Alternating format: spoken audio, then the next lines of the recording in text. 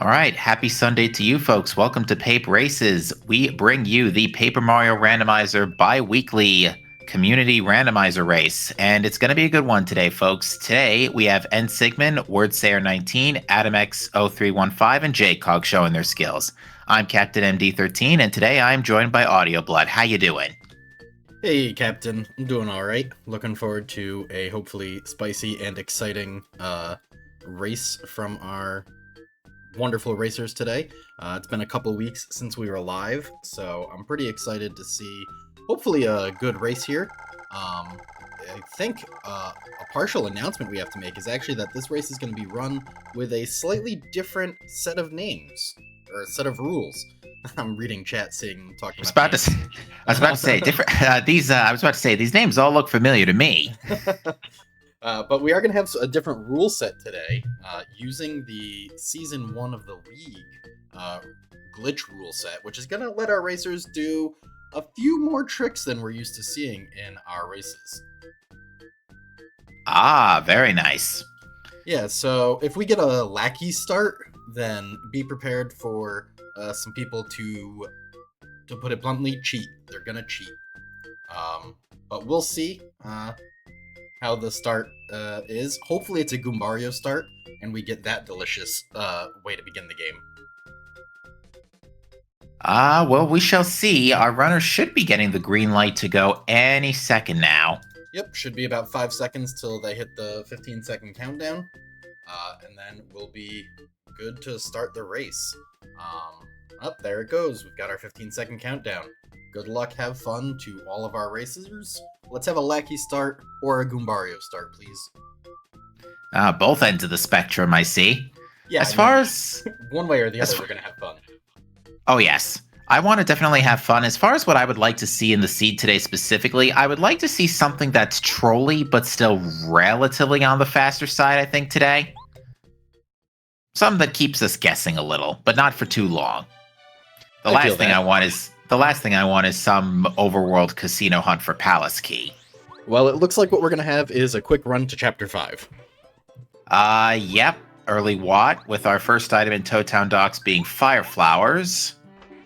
Slow go on the top of the chest on top outside of Toad Town, so not a great item. The yellow berries could be useful later. I think you're actually a little a little more ahead than I am right now. Hold on. Sorry, that's the curse of the restreamer. But we do have Parakarry in the bad shop and a magical seed just outside of town. So, ton of items and things just waiting for our racers. Alright, so Parakarry, no immediate benefit. Could be good for combat, but we do need a little more to make that work. Interesting early Sphere Zero mystery note, and something else I guess we should probably mention is that Season 1 includes Full Gear Shuffle. Oh, right, it does include Full Gear Shuffle. And it also includes Open Prologue and Closed Chapter 7. Open Prologue. And remind me again, how does Closed Chapter 7 work? It requires the Ultra Boots in order to reveal the blocks that lead to Chapter 7. So logically, you need Ultra Boots away to that area and Watt. I see, okay. Ultra Boots away in and Watt. Got it. Well, we've got a Pulse Stone in Goomba Village. That's exciting, I guess. Means our racers will not have to perform the Ruins skip, the Pulse Stone skip trick that they are allowed to perform. But we may actually see them perform that trick anyways, just to avoid the Pulse Stone cutscene, which is quite lengthy. I see we get a nice free little cake in the back of the Goomba Village house, which will definitely not go amiss. It'll save us a little bit of time more than anything. Now, for our viewers, I will point out that the cake actually does not logically give us Chapter 4 progress. You need a renewable source of cake in order to have Chapter 4's finish be in logic. All right, and I see that we've got... Ooh, there's a wait in near Goomba Playground, and we also saw that the Goombas were all 5 HP, so I believe that's either Chapter 4 or 5 scaled. But it's definitely middle of the road-ish, if not a little high. We're getting all the literature. We found Mystery Note. We found Cookbook just now. We found Bow in a tree. That's exciting. Oh, yes. So yeah, Frying Pan and Cake Mix next, anybody? Yeah, I guess we're just, we need a toy train. We'll just blast our way through Chapter 4. And by blast our way through, I mean get completely stonewalled by it being 7-scaled. Mm-hmm. Yeah, that sounds about right. Fuzzipede, what was that, 22 HP? I'm pretty sure that's high scaled 5. Yep. One of the major effects of changing the logic that we've done with the full gear shuffle is that Chapter 5 is way less likely to need to be completed immediately, because it requires Ultra Hammer in every single seed instead of progressive hammers, potentially making it be only Super Hammer. All right. Well, there is definitely a lot we can do. We just found Bombette on Pleasant Path right before the first bridge. So that is Chapter 2 access. We have Desert access. We have Ruins access. That didn't take very long. Yeah, you don't usually get Ruins access in the first 4 minutes of a race. No, early 2 is very rare. And a Ruins key. What on earth? Right. Sorry, I don't have the Discord feed, so I'm behind a little bit. My bad. Oh, I do have a... Oh, I'm sorry. You know, I pulled up the Discord feed on my end, but didn't stream it to you. Give me a second. No worries. So I'm trying to think about... early 2 seems like the obvious play, but we can't neglect Lava Lava Beach, because that's going to be probably one of the more broken areas in pretty much any Paper Mario Writer where 5 is early. Koopa Village Shop gives us a record and a blue key. Okay.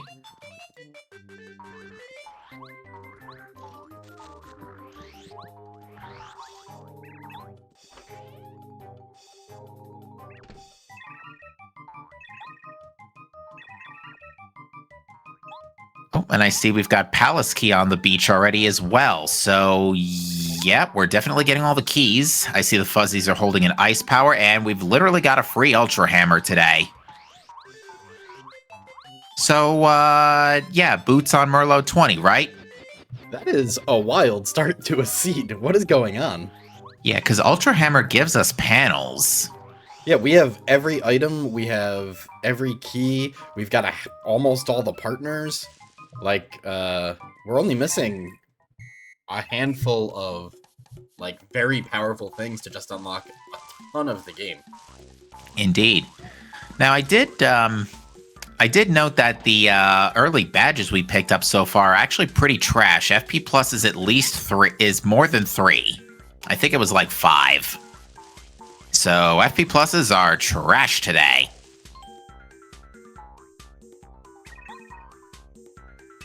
All right, we can get a nice double check here of what Chapter 1's scaling is with the Fuzzy fight. We've seen 2 letters in Lava Lava Beach as well, so I don't recall if we've seen a third one in Toad Town, but we could be looking at an early Paracarry check here. A second Ruins key in the shop for Chapter 5. Ooh, I also note that lemon, and we did find Cookbook. So there's refillable cake mix too. So, wow, we're looking at a pretty interesting setup if we could just find the frying pan for Chapter 4. Now, do we need, like, logically, we don't need much of anything, but logically, are we supposed to find a dictionary as well for Chapter 4 completion? Dictionary, no. Mystery Note, yes. Okay, that's what I thought. Someone had told me otherwise recently. Which the Mystery Note we found outside Toad Town, and we just found the train in front of Mount Lava Lava. So, and in Shy Guy Playground, we just found Jade Raven and a Bow's Castle key. Okay, can we slow down a little bit, please? We can only keep track of so many items. I said I wanted the seed to be a little on the fast side, but not this quick. But actually, no, I kid, of course. But now that being said, the Tubba Blubba's Castle key is nice. But unfortunately, we can't make good use of that without Boo's portrait.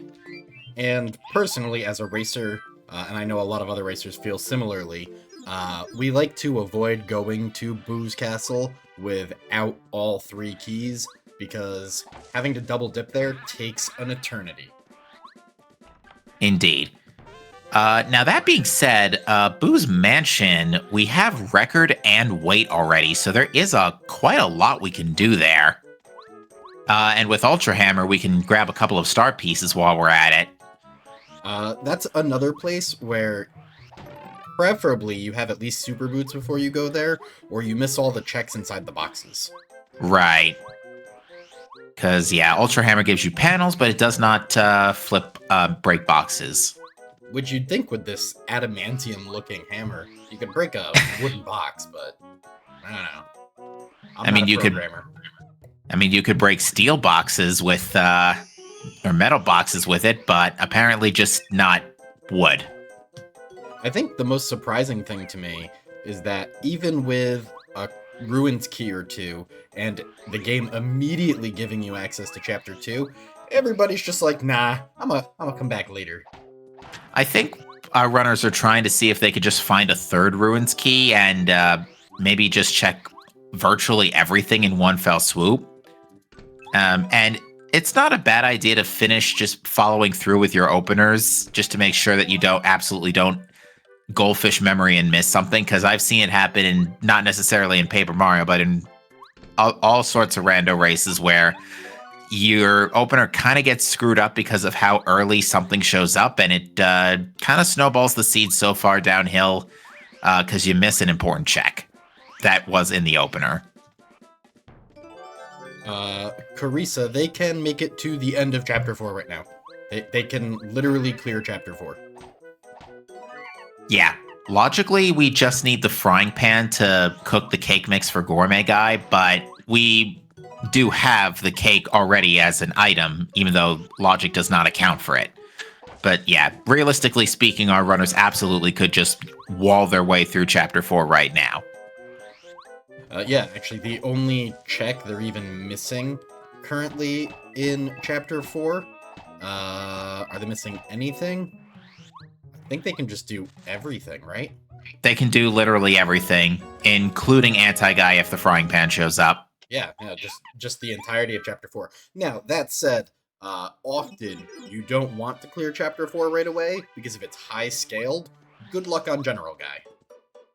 And I think actually JCog did get a peek already at the scaling based on her fight with the Tubble Bubba's Castle key, and it is only 3 scaled, so it is actually not particularly hard today. 5 HP Fuzzies, I think, also confirmed Chapter 1 is scaled at, like, it's 4 scaled. Yeah, because if it was any higher, then it would be 5. I've noted a couple. Get a peek at Merlot's shop in a second here. Also, Chad has pointed out, did Adam and N-Singman, like, agree on a route before the race or something? They have been literally in sync the entire race. It's insane. Well, not necessarily. N-Sigmund has not yet picked up... I don't think N-Sigmund's picked up Ultra Hammer unless it's just not marked. No, I think N-Sigmund went to Chapter 1 instead of Chapter 5. They deviated a little bit, but they've just been holding hands a lot of the seed. And we have Crystal Berry, progression Bucket, on 20. and Lunar Stone, and Dolly. Oh my goodness. Hey, remember when I said there was going to be progression on 20? Merlot is loaded, and Power Bounce on 10. Oh boy. Well, I guess our races are all going to have Power Bounce strats. You know something? The Ultra Hammer, in my view, was kind of a dead giveaway that Merlot was going to be important, because usually when the game gives you early access to start pieces, that's your big clue to give that a good look-see. Yeah, I mean, we had Sphere 0 access to Ultra Hammer, so it was about as accessible as physically possible. I see that we have a 1 FP shell shot from Parakarry as well, so we have Parakarry as a good combat partner today. It looks like those... JCog found, not JCog, Wordsayer found Palace Key somewhere as well. I didn't notice where that was. Palace Key was on Lava Lava Beach. Oh, okay. It was right in front of the whale entryway. Please excuse Adam. For some reason, Adam gets commercial breaks on my restream, and literally nobody else does. So sometimes Adam breaks a little bit. Insert the "We'll be right back" jingle. Basically. To answer Stalker's question in chat, you have the option to turn Pandal randomization on. However, we tend to leave it off for our race seeds because it's just another like knowledge burden thing that everyone has to have of checking every single panel and knowing where every panel is, and requiring an annoying amount of backtracking sometimes, where you have to go to a bunch of areas you've already cleared now that you have access to panels. So it is an option on the randomizer, but the race settings don't usually include it for those reasons.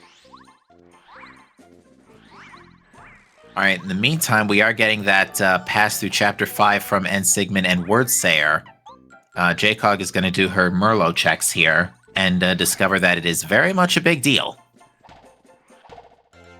I wonder if... Has JCOG picked up 5? I think JCOG has picked up a bunch of star pieces already. Actually, no, JCOG's not packing Ultra Hammer. Wordsayer is packing Ultra Hammer, so yeah, I think anybody who's been packing Ultra Hammer at this point might...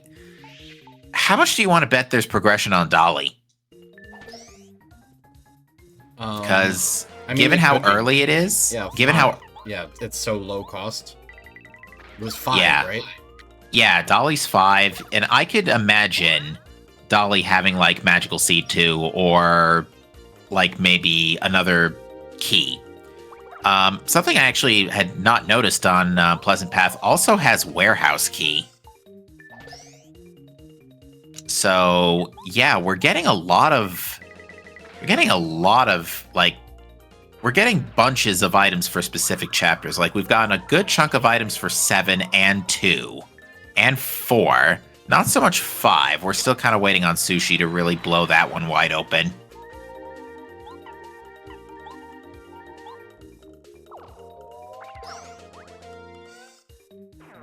But yeah, I suspect we're going to be seeing some early Paracarry upgrades today. And Sigmund just took a KO in Toy Box, and I don't think we've seen a... Oh, I guess we did see a live shroom. Game calling me a liar. Sorry, I was just responding to a request in chat. Which, speaking of, I do want to respond to Stalker in chat again. Says that if panels have important checks, then wouldn't access to them earlier be true? No, basically, because the game can expect you to beat Chapter 7 last, so it might stick Palace Key in a panel in, like, somewhere obnoxious, and then you run around the entire game with late access to panels, hoping to find the Palace Key that happens to be in a panel. It can mean that you get early access if there's an early required item in them, but sometimes it can just be really awful. I note that Wordsayer also found a Flower Saver badge in Blue Station. Flower Saver is low-key one of my favorite badges in Rando. Because when it's good, oh boy, is it good. Yeah, unfortunately, the chances of it being good considering it's 6 BP vanilla is not good. I assume it's still in these settings balanced. Yes, it is still balanced. So Point and laugh at N. Sigmund, who has Paracarry out, and instead of using Paracarry, tried to make the jump and missed. Yeah, redemption. Good job, N. Sigmund. Yeah, to explain balanced Rando for those not in the know, nice stopwatch catch there.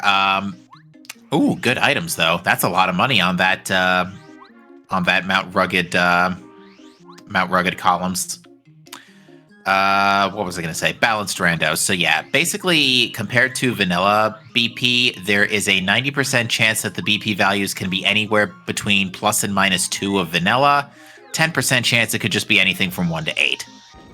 Now, it is important to realize that 10% to be anything from 1 to 8 does also include that plus or minus 2 and vanilla range. So, Flower Saver having a cost of 6, the odds of it being less than, say, 4 are really slim, because first you need to roll the 10% chance that it goes totally random, and then you need to roll the 30% chance that it hits 3 or less. So you're looking at a 3% chance in a seed for Flower Saber to actually be less than 4 BP. And it's pretty tough to equip it at anything more than 4. Yeah, although that being said, we have seen a 1 BP Defend Plus on Pape races before.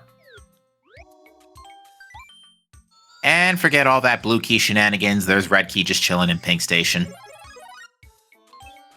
I do note also that we have a Cooper Shell in Mount Rugged. And yeah, fetch questing. Always nice. Yeah, and without Cooper, thankfully we have no real reason to go back to Chapter 1, but oh, here we go. Time to break the seed wide open.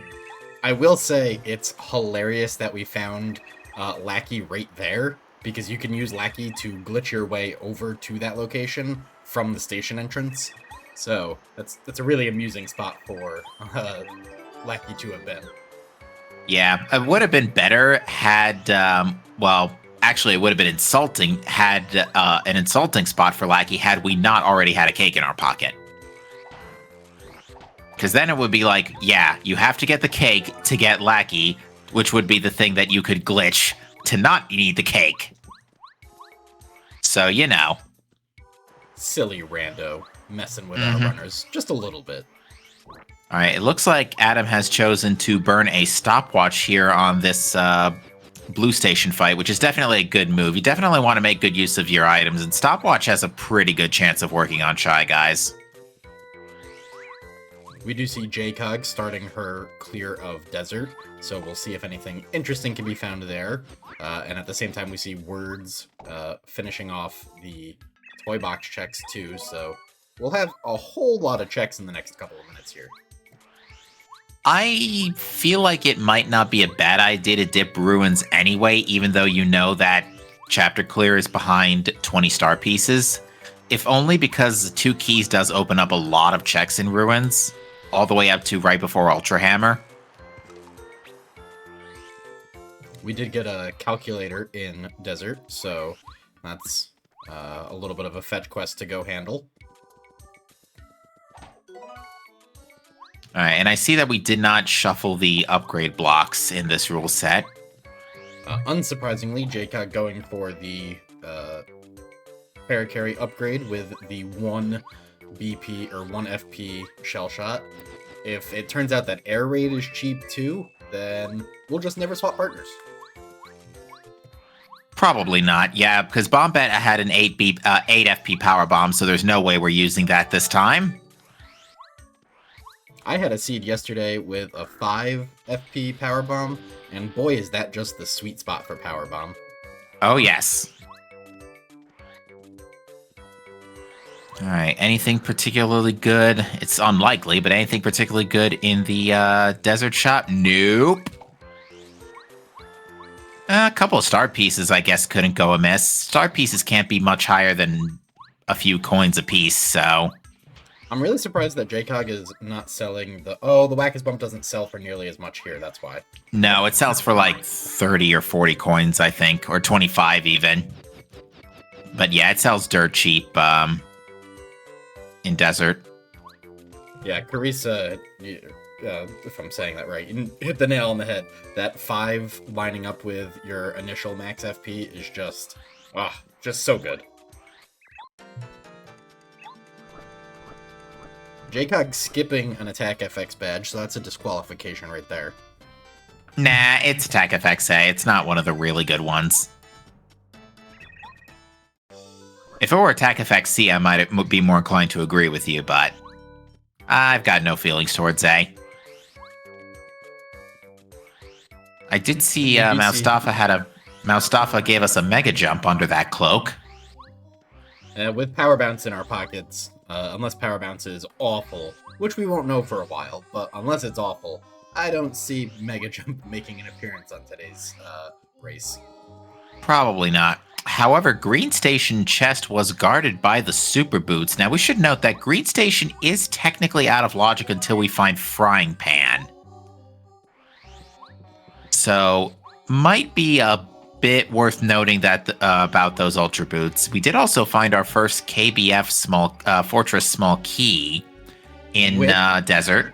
by the way, is actually accessible right now to our runners. Because one of the glitches that is allowed in the Season 1 rule set is the Cooperless Bridge clip with Paracarry leading to Cooper Brothers Fortress. I see. And now that being said, Paracarry are we on my still... Now that being said, are we still running glitchless logic? We are still running glitchless logic, yes. So Okay. It would be completely out of logic. I already Okay. corrected it, Mario Man. Just double checking that front. Perfect. All right, what have we got in the triple blocks of the desert? We've got junk, and spike shield. That's not junk. Spike Shield is junk in 90% of cases, but when it's not junk, it's real nice to have. Yeah, give me multi-bounce and some more attack power, and you've got a pretty good set. Case in point. There you go. And enjoy your multi-bounce. Ask and thy shall receive. Alright, and now, unfortunately for JCog, JCog has not found Lackey yet, so JCog has to watch the Ruins cutscene. Yeah, this would actually be... You can do the Lackey jump to get in here, but Ultra Boots also makes that super easy. Yeah, unfortunately, we haven't found Ultra Boots. Yeah, in general, that trick is super easy. Whether with Ultra Boots or Lackey, you just do a Lackey jump, or just a tornado jump and in the right spot, and you get right in. And the spot is kind of forgiving, so it's practically a free trick. But without Lackey or Ultra Boots, unfortunately, JCog has to watch the cutscene like a casual. Yeah, a bit unfortunate, but Wordsayer now sees the bad news that star pieces are very much an issue today. Is already packing 13, so can at least grab Power Bounce. And get Dolly and Crystal Berry, so... Dolly, I think, is the big one, because I feel like that should be checked almost right away. Yeah, with the instantaneous access to panels and it being on 5, good chance that it's a usable item.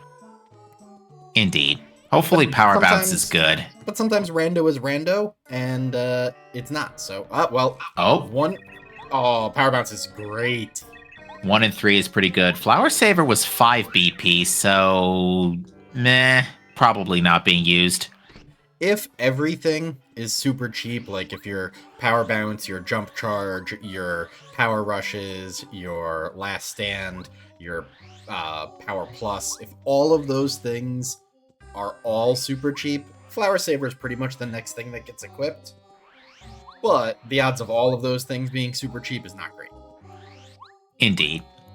In the meantime, JCog continuing her Ruins dive, and so far she hasn't found anything particularly noticeable yet.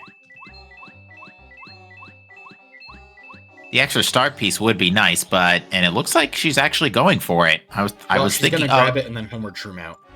Right, because this is about where your dive ends here. Mega Jump, 1 BP, 6 FP. Multi-Bounce, 3 BP, 2 FP. That tricky JCog skipping that poor Chomp, who, by the way, is now animated and sealed in that room forever by itself. Yeah, but Wordsayer just found Boo's portrait outside Shrink Stomp room. So that was also Sphere 0. Interesting. Ooh, Wordsayer dropped Power Bounce on the first jump and is now out of FP.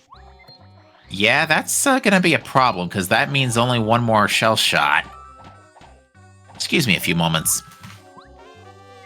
A little awkward for Wordsayer, but is going to get this check nice and early. I do know from experience racing against Wordsayer in the league that Wordsayer apparently often checks the blooper chest in sewers, the Sphere 0, I think it's Shrink Stomp chest, early on in their seeds, so it's not surprising to see them come this way and check on this check already. Now I'm surprised that they're not considering just using an item here, but I guess next turn they'll get the kill, as long as they don't miss the block on Blooper's next attack. We do see JCog also fighting Blooper. I didn't see which Blooper it was. I think it's the same one based on background, but honestly, I don't know how that works. So maybe everyone will see. We see Adam fighting Lantern Ghost extremely early. So interesting choice from him. And Shrink Stomp Chest is a Thunder Rage. We'll see a couple of resets on that one.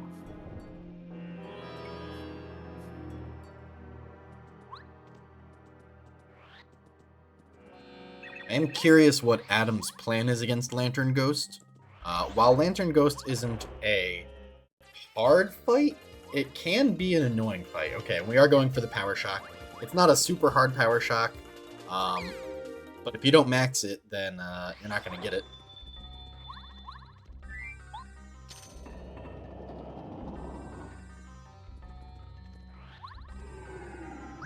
Now, interestingly, we do see Adam going for jumps on Lantern Ghost with Ultra Hammer, so I'm pretty sure Ultra Hammer is just more damage. But it's so unusual for jumping to be less damage than Hammer that they're probably just not even considering it, honestly.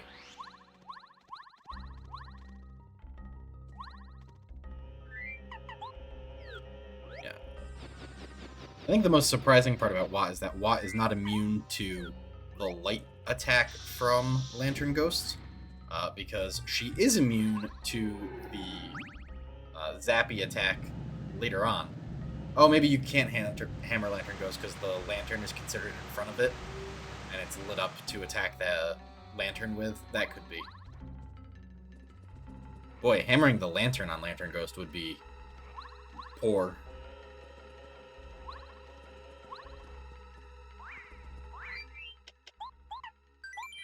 And I missed it, but JCog picked up a second magical seed. So JCog heading into chapter 6, gonna check that out. I assume, yeah, I was gonna say Wordsayer is about to find it as well, because it was probably behind the blooper fight. So JCog opening the chapter 6 door, but going ahead and trading in calculator. And I saw the word key, but I didn't see which key it was. So hopefully they click their tracker right now and I can see when they click it. Maybe someone in chat saw what that was. Couldn't quite catch which key it was. It was a Ruins key? Okay. So we have, that's, I think, 3 Ruins keys available to us. So we're getting close to being able to fully clear out chapter 2, other than lacking, Pyramid Stone and Lunar Stone. Lunar Stone, which we know is on 20 star pieces.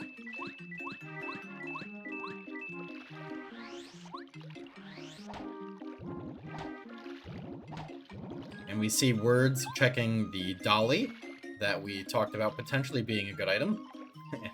It's a fetch quest to Mailbag, right back to Toad Town. So we'll see what Mailbag ends up being. JCog picking up a nice Power Quake. That is often a pretty sweet badge to have access to. And Words just stopping back in Playground to check what this box is. Totally reasonable. They're probably homeward shrooming out anyways, so being a couple rooms further left only took a minute, and with knowing that that was an item block, it could have been something good. I was hoping we would see Words immediately turn in the mailbag, but instead they have forgotten they have it, and they're spinning over to Chapter 3.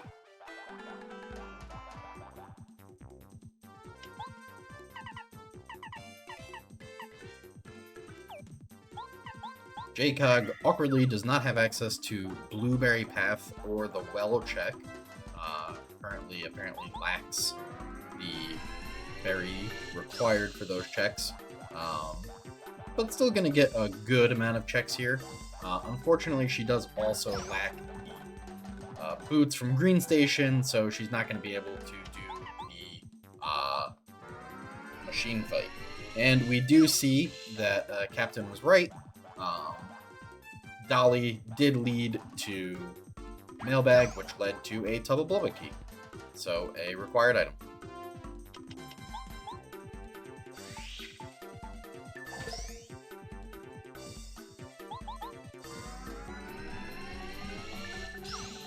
JCog also missing out on a couple of checks from that blueberry or that crystalberry tree there. Not having the ability to check that because she lacks Lackey, who would let you Lackey jump up there, which is always been in the rules, but remains fair in the Season 1 rules. Meanwhile, Adam's going for our first chapter clear, just gonna take on General Guy head first. There's the hammer. Nice 6 damage coming out. Now, the only concern we have on this fight is things do a lot of damage. But, if I remember correctly, Adam has like 2 repel gels and 2 life shrooms, so plenty of ability to tank some stuff and make it through this fight one way or another. Alright, I see JCog managed to get into Flower Fields. Where did she find that last magical seed? JCog and Words both found it in the invisible item block behind the chapter 1, 2, 3 blooper fight. Or prologue 1, 2 blooper fight. Oh, okay. And while you were gone, we also checked Dolly, and Dolly gave us Mailbag. Oh, okay. And we checked Mailbag, and Mailbag gave us a Tubba's Castle key. Hey, I don't call this trash on purpose. I think you did, actually.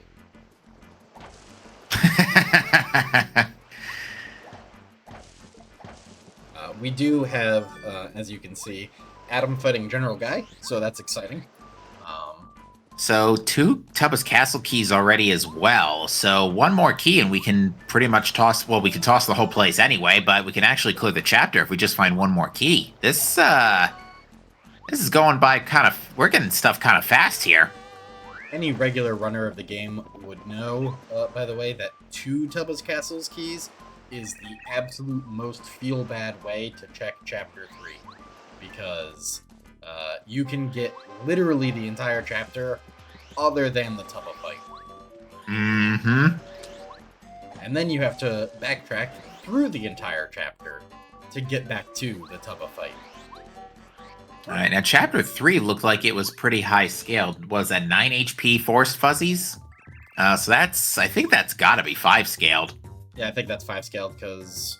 We've seen 6 and 7. 6 and 7, so... Meanwhile, JCog did find Cooper, not JCog, Wordsayer found Cooper, trapped in a block-in forest, so we have access to all of our partners except the fish. No fish. And unfortunately, the fish is pretty important right now, because she's the only thing keeping us out of finishing Chapter 5. Good grief. That is very true. So, yeah, suddenly... We're moving places because let's assume Oh, and I see that Wordsayer's also picked up and JCog have also picked up a Diamond Stone. Yeah, I didn't quite catch where that was. I'm gonna assume it was in the sewers as well because that's the place they've gone that other people haven't. Alrighty. So, assuming, not counting Lunar Stone, we're already down to looking for Pyramid Stone and 3rd Ruins Key, 3rd Castle Key, all the Chapter 6 stuff. Yeah, Chapter 6 and 7, we have nothing. The other chapters, we have almost everything to clear. We're missing, like, a couple of items to clear Chapters 2, 3, and 4. And 5. Oh yeah, we need Ultra Boots for 7. Okay. Well, for 7, we need Ultra Boots, we need... I guess between everybody, we have some things, but nobody has... Scarf, Bucket, or Starstone yet, so... Right. And though Bucket's Bucket on... is on Merlot. Mm-hmm. And second Watermelon, we do not acknowledge the existence of that particular partner, I'm sorry. In fact, recently JCog has been deleting that partner from their tracker, so... it's only through luck that we even have that one visible.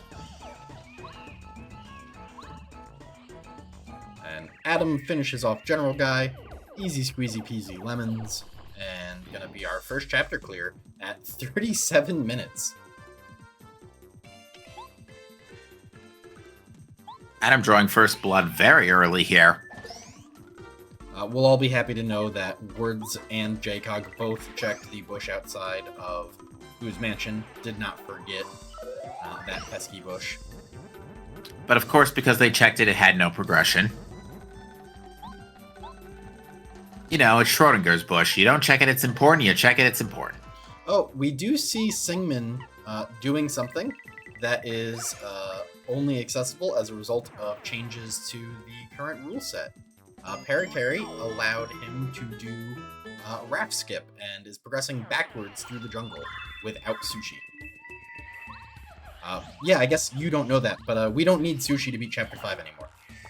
That's very true. I thought that Lackluster would be the way into the back. I did remember that was a trick, but I didn't think of that immediately. But that's still a pretty big deal. Yeah. So, yeah, that means we could just completely ignore Sushi. Yeah, unfortunately for Sushi lovers, the fish is technically not required for seeds anymore. That is, of course, logically completing 4. Actually, logically completing 4 is still not in a thing. Yeah, because that's behind Sushi. Huh. Okay, so that means Sushi can't be behind anything past Pink Station. Which we already know. We've seen a full clear of Chapter 4, so. So that means she can't be behind Super Boots. Right, because Super Boots was in Green Station.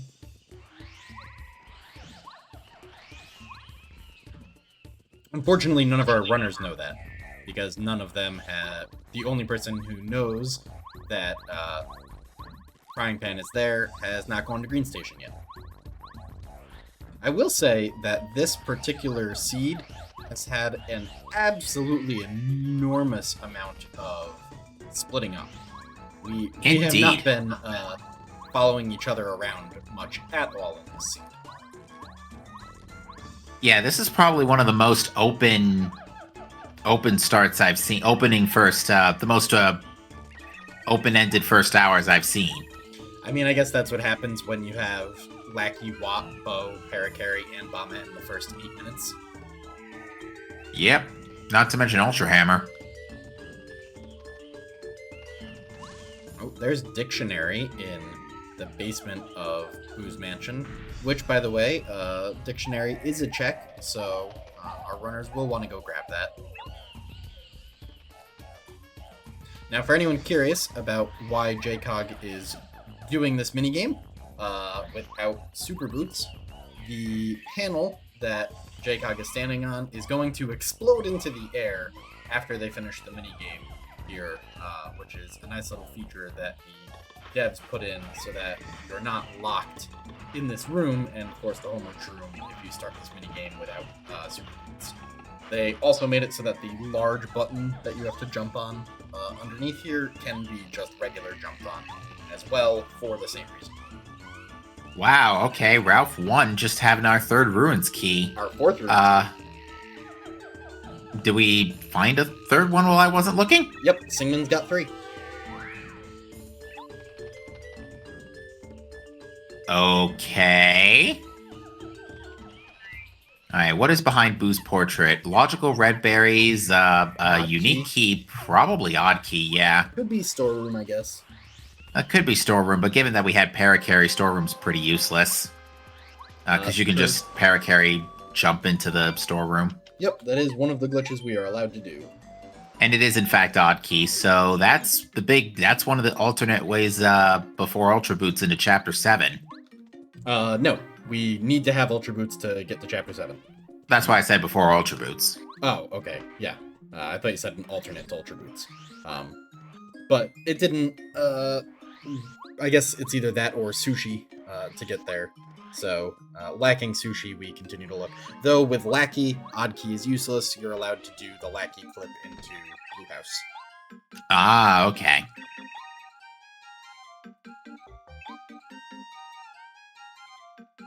We see on Words fight right here that Words is currently being bullied by this Koopa. I wonder if Sushi is actually here in chapter 3, because everything we've gotten up here for like the two keys in Boo's portrait, those are not locked by Sushi. So I'm actually thinking she's chilling here in the Gulch or in Tubba's castle. Yeah, we haven't.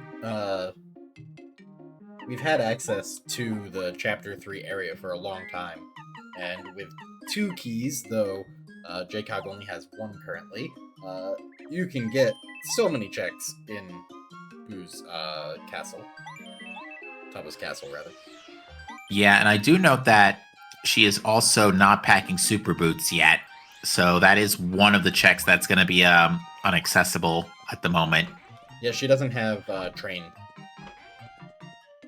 Right. Which would suggest that she has not yet been to 5. Correct.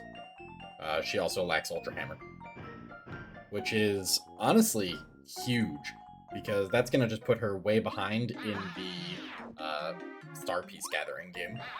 Indeed. I do note that we did find a second Cooper Bros Fortress small key, though. So that could make life a little bit... That is going to make life easier going forward, because now that gives us access to... We can do pretty much everything up to and including the pit and fortress. And as we all know, the pit loves to be a required item.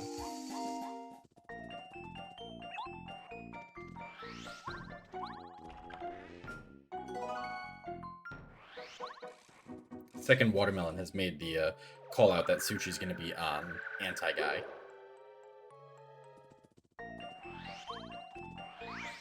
Sushi can't be behind Anti-Guy because the frying pan was found in the deep jungle.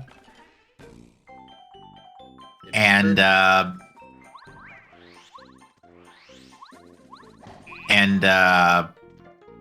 frying pan is needed to get to cook the cake mix in the lemon with the cookbook. So yeah, Sushi can't, Anti-Guy can't have Sushi. So far, JCog has found nothing in their search of Chapter 3, so feeling not great about coming here. You cannot find a renewable lemon candy, no. You have to cook the lemon candy. Yeah, that's not true. I guess lemon candy is not an item, so you can't find it. Like, it's not an item that exists in the game yeah, by itself. It's not normally a pickup. So they added a bunch of the recipe items as pickups, but they did not add that one, because that makes it a lot harder to keep track of the logic of finding frying pan cookbook, lemon candy, and then lemon candy ingredients. Yeah, and we have seen, and as we noted before, we've seen a lemon and cake mix both in Chapter 5, both renewable, so that would be our path to Anti-Guy if we can just figure out where Sushi is. Awkwardly, JCog found nothing in Chapter 3. That's not really that great, but, I mean, for all we know, Sushi could be behind the second key, but not really sure at this point. The odd key was on the Boo's Portrait shop, right? And that was in play pretty early, so... Yes. Yeah, these Rip Cheeto checks should be all good. 1 was a star piece, 2 is Dizzy Attack, 3 is the Scarf, 4 is Mega Rush, there we go, 5 is Shrink Stomp, and 6 is P down D up. Now, I don't know about you, but when I have extra coins, I clear out that shop because I'm looking for Last Stand. I want that. I want that real easy Final Bowser fight. That's certainly not a bad idea, but I think JCog is trying to save on coins, because I'm actually trying to think. Yeah, because she hasn't been to the Chapter 5 shop yet. Right. Yeah. So because of that, she wants to save her coins.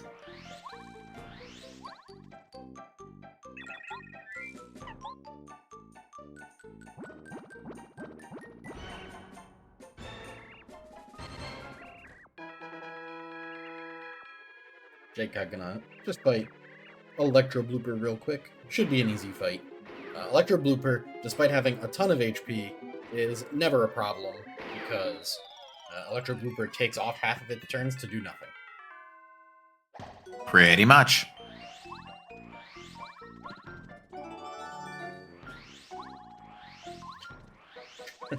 Tracy, I wish I had thought of that, but I didn't. But pretend that instead of all those other words, I said, I like to give them to research for the Pediatric Cancer Foundation, which can be donated to on our stream through our donation link. I put my thumbs up. I had a camera on, but I promise my thumbs are up. That's okay. We gotcha. All right, so Adam is heading to the ruins with Lunarstone in tow. So I would wager that means he took a quick pit stop to Merlot and picked up Lunarstone. So, unlike everybody who has been into the ruins to this point, I can't remember if it was Words or JCog. Sorry, I'm having a brain fart. But unlike that's what I thought. But unlike JCog, Adam will be able to do pretty much everything except check behind Fourth Ruins Key. Adam making the terrible mistake of not lackey jumping up into the ruins.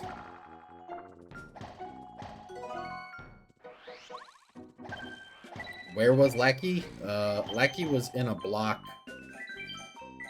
early. Where was Lackey? I don't remember. In chapter 4, I believe? I want to say yes. Chapter 4 feels right. I believe Lackey was in a chapter 4 block. Mm-hmm. In Blue Station somewhere. Yeah. I believe right side of... Yeah, it was right side of Blue Station. I believe Lackey was behind... Not actually in a block. Lackey was behind the little toy on the ground or whatever, I think. In any case, yep. Blue Station right side.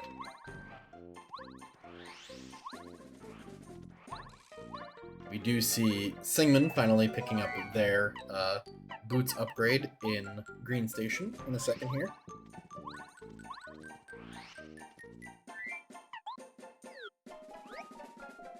JCog doing their checks of beach and everything. Gonna catch up to everybody else on that. Unfortunately for JCog, they made 2 deep dives. Deep dive into ruins and a deep dive into chapter 3. And neither one gave them anything. Yeah, I think it's going to depend on which of those deeper dives ends up being the progression that we end up seeing what the path forward here is, because JCog was just a key short of everyone else, or a key or 2 short of everyone else doing those checks. Right. And the only thing that was keeping us out of Volcano was Sushi. So if she shows up in either of these 2 deeper dives, JCog could be in for a bit of a rough time. Again, we don't need Sushi to go into Volcano. Oh, yeah, because of the clip, raft skip clip, yeah.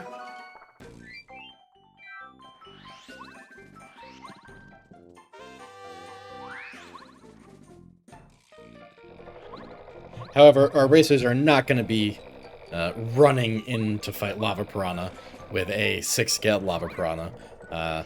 Lava Piranha is kind of a funny fight because even though it's 2 phases, the second phase is a meme. But the first phase will kill you. Like, it just will kill you if you're not strong enough to get through it. Oh, yes. Now, that being said, I do know Chapter 2 is 1-scaled, because 3 HP Pokies, yeah, that's a pretty obvious Chapter 1 scale. So our racers will be very happy that 7 is 2-scaled. If there's any chapter I want low-scaled in a run, it's always Chapter 7. Oh, yeah. 1 BP Mega Rush. Ooh. Well, Mega Rush is usually on the cheap side. I think vanilla, it's only 2? 3? Usually the rush badges are like 2, yeah. Yeah, with how cheap they are vanilla, you're pretty likely to get fairly cheap varieties of those. Yeah, to be fair, it could have been 8. True. It's unlikely. Could have been 8. There is, at a minimum, a 2% chance, basically, of any given badge being 8 BP.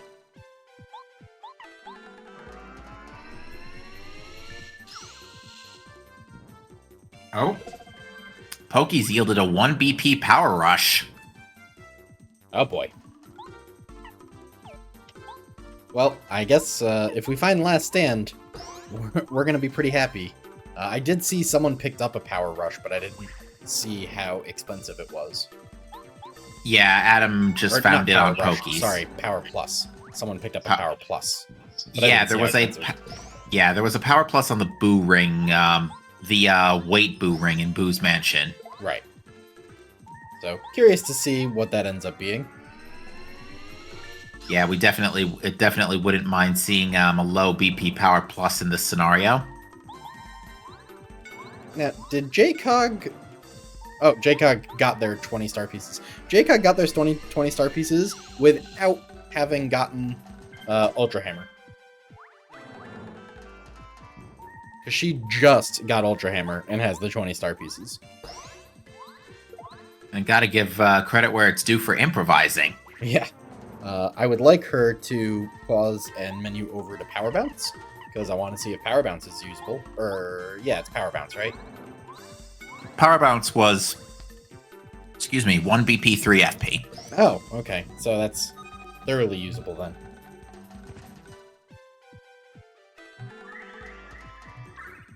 Alright, JCOG finally going to make their way through Chapter 4. Going to pick up this Boots upgrade.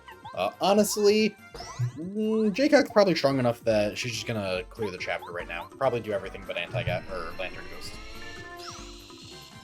On the subject of clearing the chapter right now, hi French Vanilla Pyramid Stone. So that's Adam's ability to clear Chapter 2. Which is pretty nice, because Adam is in Chapter 2 right now. That seems like a pretty... Well, actually, wait a minute. Logically, this is still a bit of a conundrum here. Because logically, you're still expected to have all 4 runes keys, right? Yes. So... one of those keys is on Route 1. Yep. So, Chapter 2 is definitely not expected to be your first clear. And Chapter 4 is not supposed to be your first clear, because we haven't found Sushi yet. And Sushi's required to get Frying Pan, which is required to clear Chapter 4, logically. Now... So Chapter 5 is seemingly our first logically clearable chapter, pending finding Sushi. I'm actually thinking about Chapter 6. Chapter 6, we don't have bean or soil or water. Well, I'm not thinking about the bean, soil, water. I'm thinking about the crystal berry. Oh, you're thinking that's where Sushi is? Mm-hmm. Did JCOG check crystal berry while she was there? Oh, no, she didn't have the blue berry to get into crystal berry check pathway. Yeah, I was about to say, I don't think so. I don't think anybody's seen Crystal Berry. Oh, we did find a Last Stand badge. It's 4 BP, but given that last Power Rush and Mega Rush are 1 each... Yeah, we'll find that spare BP to equip that. Yeah, that's a compromise. It's a tough compromise, but it's one nonetheless. So, basically our runners are going to be gods as they go through the game. Because that's an equipable and usable Power Bounce...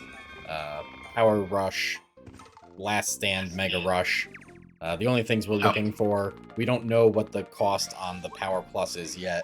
So all we need is P up, D down. P up, D down, and unfortunately Power Plus is 7. That is expensive, but it's worth it. You equip a 7 cost Power Plus. So yeah, we need a P up, D down, we need all or nothing, and we'd like one of the 2 charge badges to be good. Right. And we saw regular jump charge in Ruins, if I'm not mistaken. But it didn't look like whoever was, it didn't look like Wordsayer picked it up. Adam didn't pick it up either. Not Wordsayer, sorry, JCOG. I don't think she could get there anyway, because it was in the room with Ultra Hammer. Yeah, she never even got to that side of Ruins. Right. She got trapped in the first stone check. Now, but yeah, amusingly, I want to point out, by the way, JCOG is doing a trick here, which will let her clip out of bounds with Paracarry. It is actually slower to do this clip if that Shy Guy doesn't first strike you unavoidably. But, okay. Yeah, it's actually faster to go over it the vanilla way, but that Shy Guy can first strike you unavoidably, which is obviously, of course, slower. Mm-hmm. But yeah, the way I see things, if it's not past Key 2 in Tubba Blubba's castle, then my fingers are pointing at Chapter 6 for having sushi. Well, like we know it's either... not past Key 2 because Words checked. Okay, so yeah, I'm thinking it's on Rosie.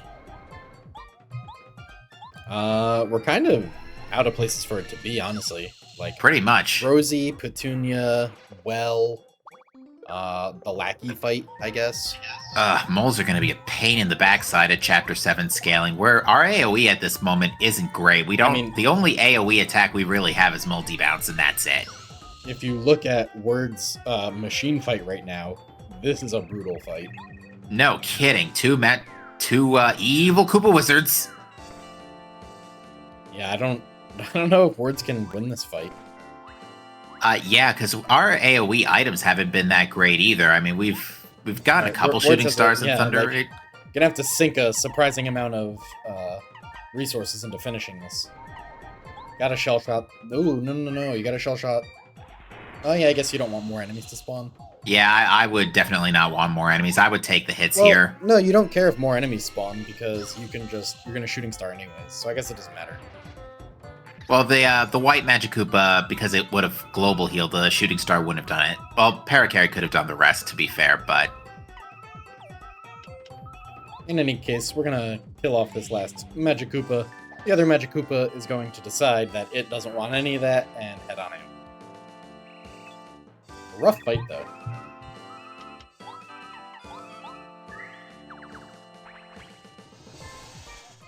See, now we've reached the point of the seed where, because it was so open-ended, even though our racers are in 4 different locations doing 4 different things, we already know what all of these things are, basically. Essentially, yes. I did note that Jaycog has flashed D-down jump real quick, and it was 1-1. Does Word not know how to break the machine?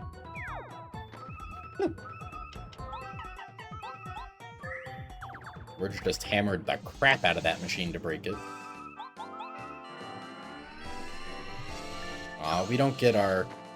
one of these days, I'm hoping one of our racers will accidentally fight Buzzar. I'd love to see a Buzzar fight. I mean...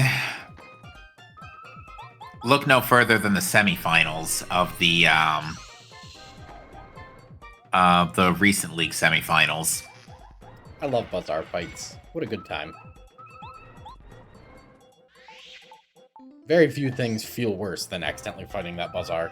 Especially if you're not very strong, you may just lose. And you probably didn't save super recently.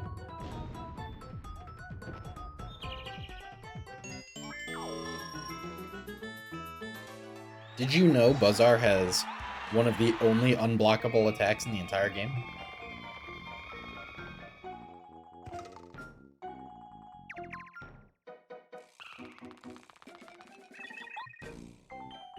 There you go, see? Tracy's with me. Only unblockable attack, one-hit KO, get you. True, I guess technically the wind attack from Huff is blockable, it's just an absolute nightmare to block.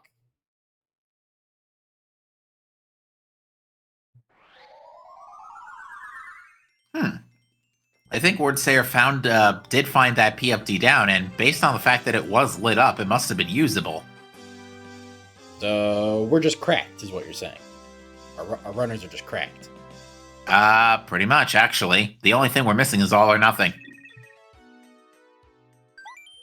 Yeah, all or nothing, and I guess technically the second power plus, but we'll get there.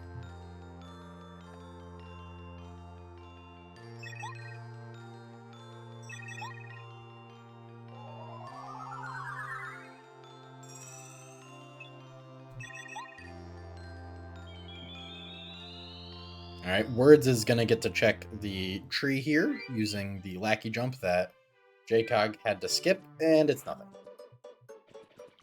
Which is not surprising, because it's logically locked behind Waterstone, and Waterstone is not often found early in Logic.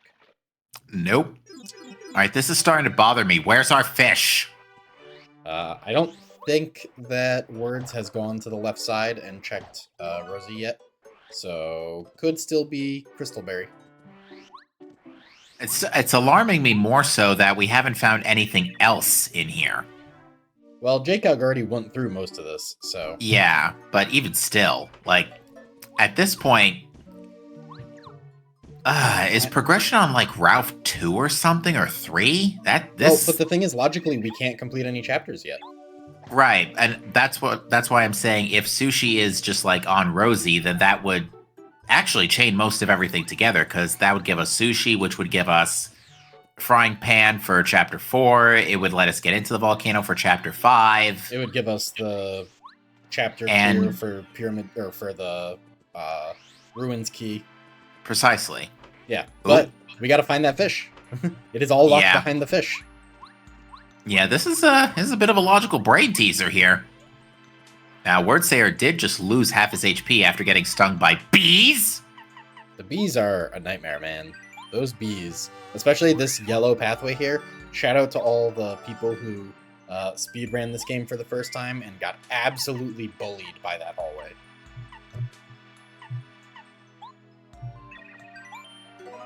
All right, we're about to do Blueberry Path, I assume.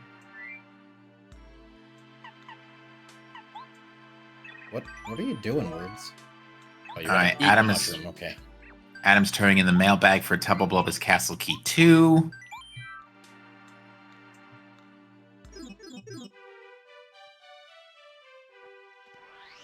Jaycog finishing off General Guy in style in the next couple of turns here. Dying first, but that's okay. That's what life streams are for.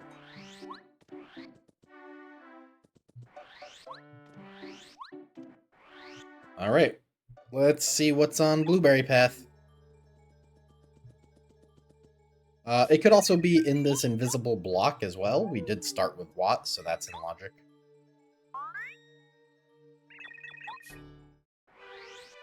Dragon Shroom. Okay, okay. Are we gonna have to do 7-scaled moles to get Sushi?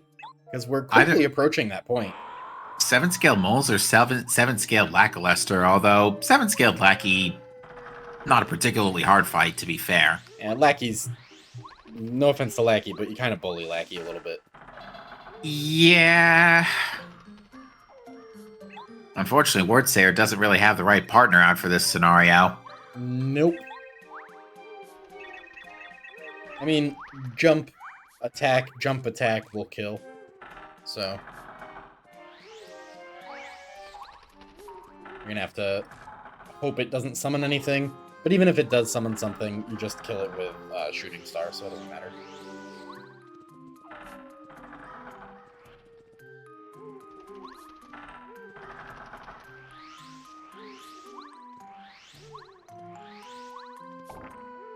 Fun fact for anybody who plays this game casually and doesn't know, you can press A when targeting with Lackey to make it throw the Spiny immediately. Indeed. Alright, so Jaycog has cleared her first chapter. She will fall into Ruins Key, I guess, as we discovered, 4 soon. And I see that and Sigmund is about to make his dive through Chapter 3. Rosie Still missing... has Defend Plus. So it's either moles or lackluster, and those are both really bad right now. Are there... I'm trying to think of just like what checks we could have access to that we haven't done. We also did not turn in Cooper's shell, I don't think. True, I don't think I've seen anyone do that. That was on Mount Rugged. Where did we find... Cooper was in the forest. We found a couple of fortress keys in logic. So it could be Pit Sushi. Yeah. Fortress has been open for a hot minute then, so... Yeah, Fortress is a pretty solid guess. Fortress is Sphere 1, so... Because the Koopmeister was Sphere 0. Right. Okay. By the way, for anyone who doesn't know, when we refer to spheres, it's just the way Randomizer separates items into its logic. Sphere 0 refers to items that you can find as soon as the seed starts without doing any other checks first. Sphere 1 refers to checks that require one item, and so on.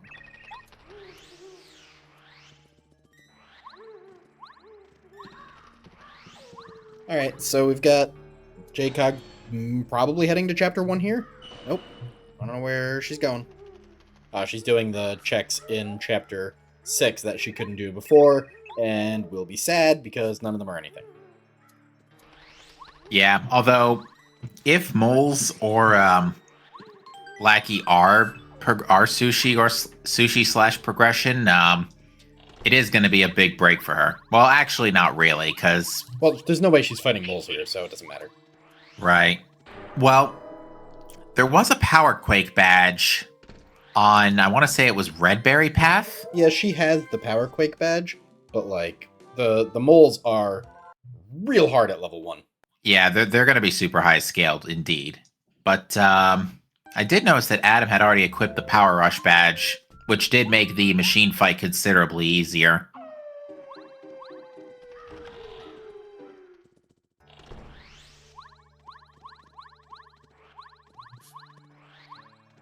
I think we're going to get to see the check on Koopa Bros Fortress here from Words in a couple of minutes. So we've got that to look forward to. Does Words have Cooper's Shell? No. And it's not marked, but yeah, it looks like Words Air just hasn't been to that neighborhood yet. Ugh. I did not realize how nasty Lackey is on JCog's seed. Ooh, yeah, not my favorite. Not a pretty Lackey. Oh, that's what the FD down was. Okay. Yeah, I was about to say, it had to be somewhere in Chapter 6 recently. It just, I wasn't looking when it got picked up. And I remember it being okay. Oh, God, yeah, it's cracked. It's perfect. Okay. Yep. Power Quake is 4 BP. Not sure about the FP cost. Was that 6? Yeah, 6. That's a pretty unusable Power Quake, actually. The good news is you get 3 rolls at Power Quake being good. Because you can always check the other Power Quakes and hope they're better. Yeah, ideally we just find Mega Quake and it's like 3 and 3 under or something like that. Singman just picked up Dictionary. I don't remember seeing anyone check Dictionary yet. True. We haven't seen that. And this seat is so open, we're forgetting about all the fetch quests. Dictionary, for what it's worth, was available super early because we had wait and technically it's behind Frying Pan, so it's actually behind because Sushi. It's behind Boots. Yeah. So Dictionary cannot be Sushi. It can't be Sushi. It could be Progression, but it's definitely not Sushi. This logical conundrum needs to sort itself out, please. Yeah, we're just slowly determining that Sushi can't be anywhere. At least nowhere good. It seems like it's more and more likely that the Koopa Bros kidnapped Sushi. Considering how much of a jerk they are in the vanilla game, I would call that a safe bet. Because at this point, I wouldn't swear to it, but I think we're down to either KBF or Petunia. And if it's Petunia, ugh. The game logically wanted you to clear Chapter 7 scaled mole fight immediately. Good luck with that. We also haven't found Ultra Boots, which implies that Ultra Boots are going to be Deep Chapter 1 as well.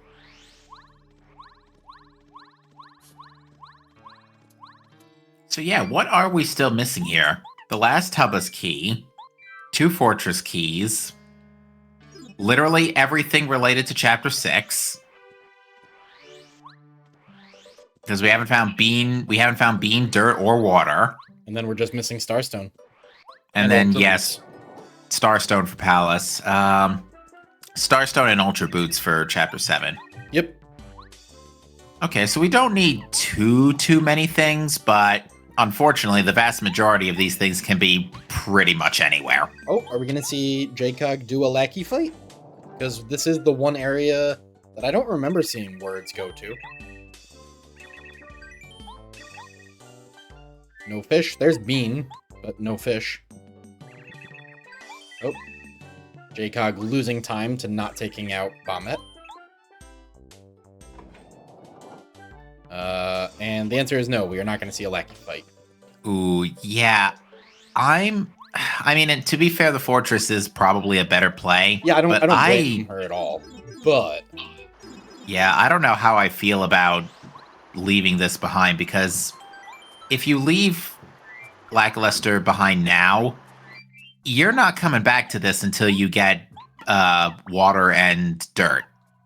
yeah, you're not coming back until you're ready to finish it. But we do see words getting into chapter 1 here, so we'll find out if any of the nice easy checks in chapter 1 are fish.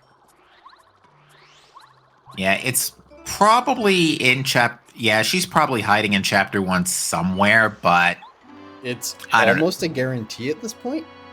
pretty much, yeah, because if she was anywhere else, like if she Oh my okay. God. That you're not helping, video game. Yeah, game, do not do that. Cause yeah, Sushi could be on that artifact. That'd be disgusting. Bombette was also literally Sphere 0. Yeah, Bombette and Cooper were both Sphere 0, so this check was Sphere 1. You don't see a Sphere 2 artifact very often. Alright, well, we'll get a check off of this fight here. Chapter 1's only four scaled? Should be, yeah. I didn't realize that those guys had so much HP so quickly. Yeah, because at 6 scaled it's 10, 7 scaled 11, which means it's like 9 and 5, so... They get a lot of HP. Yeah. Not as bad as Putrid Piranhas or pretty much anything out of Chapter 7, though. Yeah, Chapter 7... Chapter 7, the only thing that ever concerns me is the stupid rhinos that Rando added that have about 1 billion HP. Ooh, Words only has 1 fortress key. Words hasn't gotten the 2nd fortress key yet. Yeah, and that key was in Gulch. So, I mean, I guess 2nd fortress key gives you very few checks. Gives you Bombette, and that's it. Oh, and refund chest. Gives you those 2 checks. All right, well, there was nothing in jail, so... Word's trying to do staircase skip. Yeah, which, by the way, I've seen... extremely easy. Yeah, I've seen Phantom do this all the time. Yeah, staircase skip seats. is super free. Yeah, like, it's actually possible to skip the fortress entirely without any keys, but I don't think that's allowed in this rule set. I don't think so either. Otherwise, we would worth, have seen it by now. Staircase skip being legal does mean that 2nd key actually gives you nothing. Pretty much. Whoop. Nice hitbox. 2nd tries the charm. Alright, is it refund chest? Do we have fish? Nope, no fish. Nope, just leaf. And Jcog just did the Cooper shell check, which I didn't see what it was. But they didn't... Oh, it was Sushi. Sushi is on Cooper shell. It was Cooper Shell. Oh, good grief. Why is everything on the fetch quest items? So we had progression on Mailbag. We've had progression on Cooper Shell. And Cooper shell was on Mount Rugged. So it was actually super easy to get to and go get Sushi. Indeed. So, what's next? Dirt on Artifact?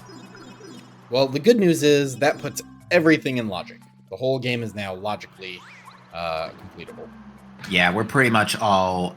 We can now clear 3 full chapters in logic? Yeah. Oh, and there's All or Nothing in Ultra Boots chest. All right, well, that's all of our power badges just under the 120 mark. Yeah, I mean... We are cracked right now. Like, just absolutely cracked. Did Jcog check the hidden block to the left in this room? I think so, yeah. Okay. Must have checked going in that way, because I didn't see her check it. Like, honestly, at this point, you don't even check... I don't even think you have to check badges anymore. Like, badge blocks are worthless? I think she does not have Power Rush yet. Okay, yeah. Well, yeah, I guess 'cause she is we not. know. We know that Yeah. they're worthless. You're technically looking for the second power plus still, but a 7 BP second power plus when you have everything else? Eh. Yeah, pretty much. But Like, yeah, I'll equip Jaycog's it, gonna don't go get me ahead. wrong.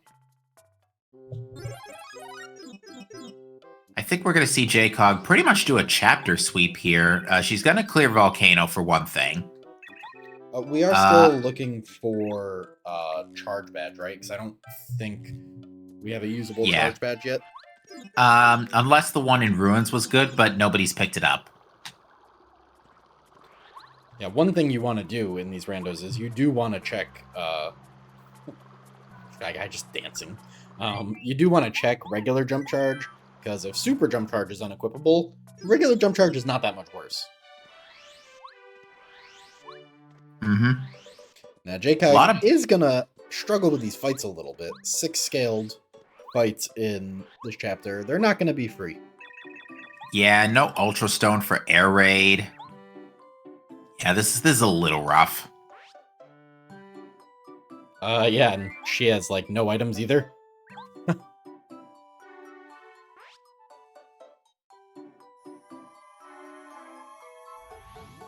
Is she still level 1? Might be level 2. Maybe got a level in BP that we can't see from the screen. I haven't seen her doing a lot of fighting. I think she is actually still at level 1. Brutal. Yeah. We're seeing the pit now from Words. Tragically, Jaycog is saving the Yoshis. Oh my god, what a pit fight. Jesus. Oh, yikes. A repel gel on a pit fight. That does not feel good. Yeah, and I think Words is almost out of... Oh, hey, Dodge Master. That's pretty useful. Dodge Master is a weird badge in Rando because, like, it's not actually required for anything. It doesn't make you stronger. It just gives you slightly better power bounce caps, which, like, usually doesn't really matter. But, that said, I'll equip it when I can.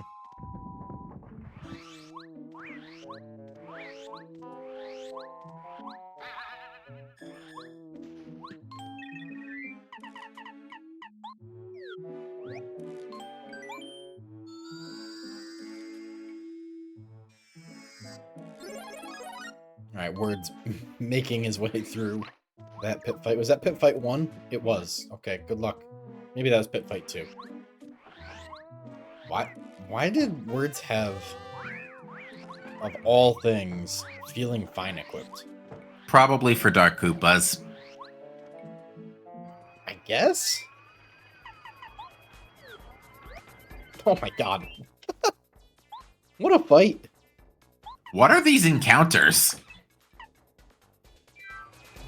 My god. Start airlifting things, I guess. I don't know.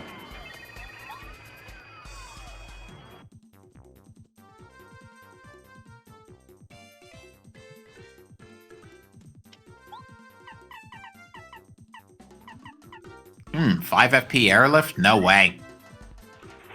I mean, I don't know what you're supposed to do right now.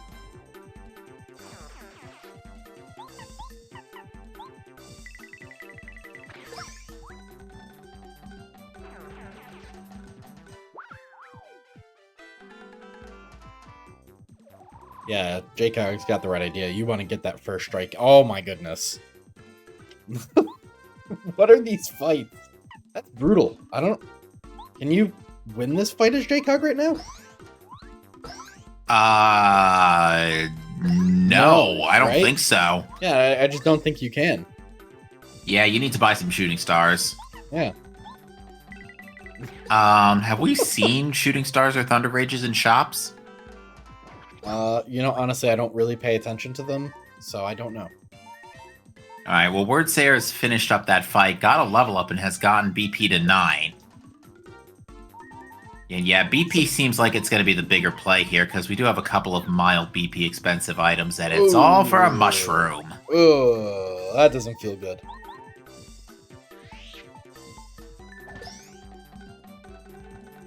And Jaycog's gonna deep jungle here, which is not actually going to get her anything, I don't think. If I remember correctly. There was, like, convenience stuff in here, but that was about it. The big thing that she can do is she can just finish Chapter 5. Right, and we haven't seen the volcano yet, so this is going to be some new information. JCOG is actually cruising for a torturous seed here. That early dip into ruins means it is unlikely she is going to go back to ruins to check for that pyramid stone for a long time.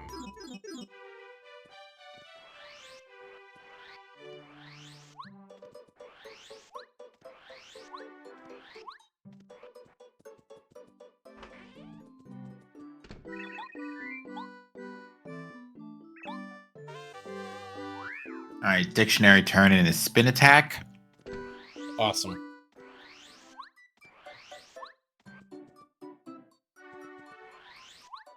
Looks like Words is just making the trip in to fight General Guy. Alright, all or nothing, 2 BP, not bad. Yeah, our power is insane this game.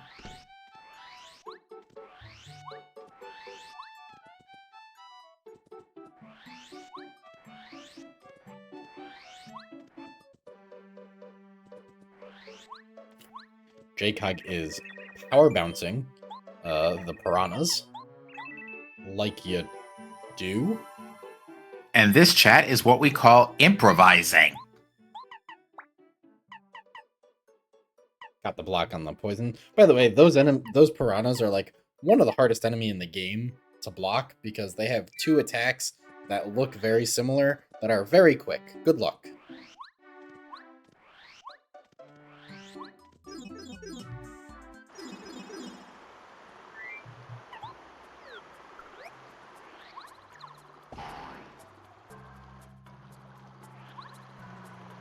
Alright, I am going to take a quick AFK. I'll be back in a few minutes, Captain. Good luck. Thank you. No worries. But yeah, I think for now, we've got all eyes on JCOG here. She's going to be the only one progressing through with anything anything we have not yet seen. And I think she's taking a detour for this stopwatch because, yeah, items seemingly packing a bit more, pulling a bit more weight here this time due to these ridiculous encounters.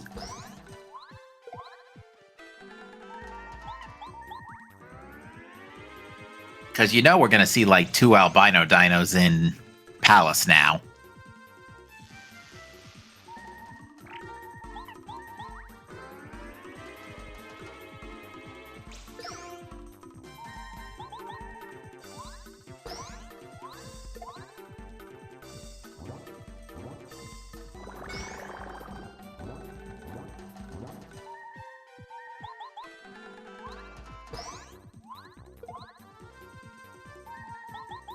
All right, Wordsayer just finished off Lantern Ghost. I think we already saw this, but that's where Last Stand was hiding. Oh my. All right. It's a bit of an expensive Last Stand, but it'll do.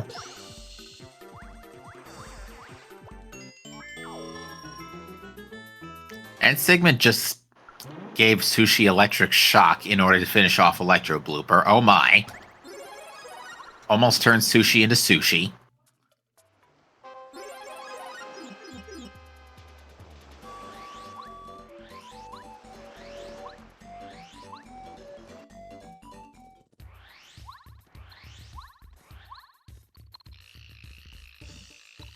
Alright, so Adam making that dive into Gulch, finding Fortress Key 2. And Sigmund actually hot on her heels. And Sigmund rather hot on JCOG's heels. As she goes through Volcano.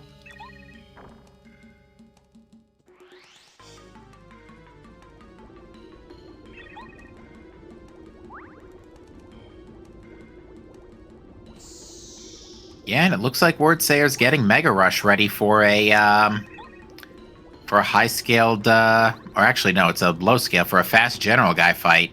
And we do see JCOG upgrading Sushi to Super.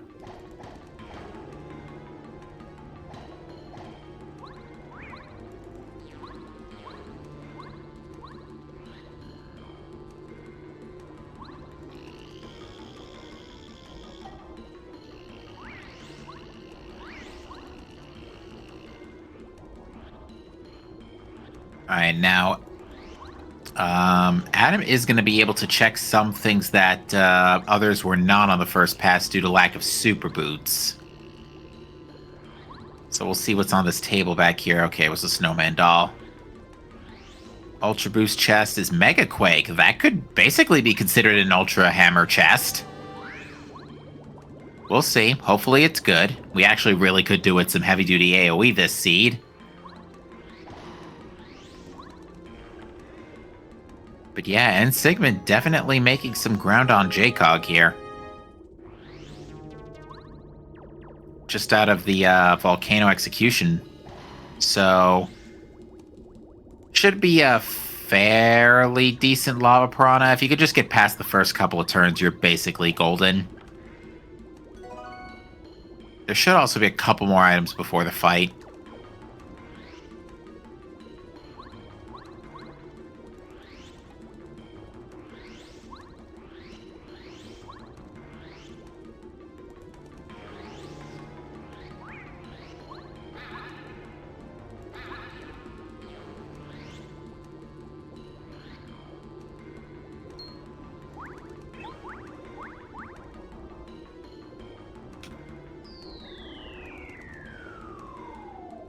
Alright, for now, looks like Wordsayer's General Guy fight's going okay. Has lost a little bit of HP.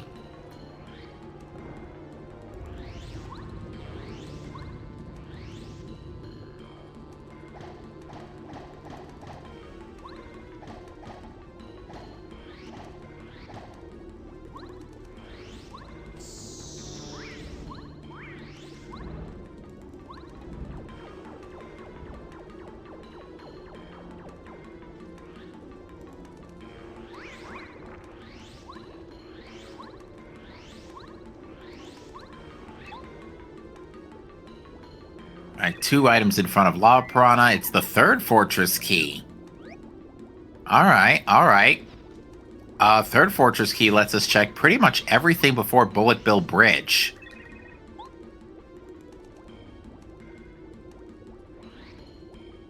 And Fortress Upper Pedestal. Ooh, Sushi's water block is only 2 FP as well, so yeah, Sushi really gonna be pulling some weight here on this LP fight.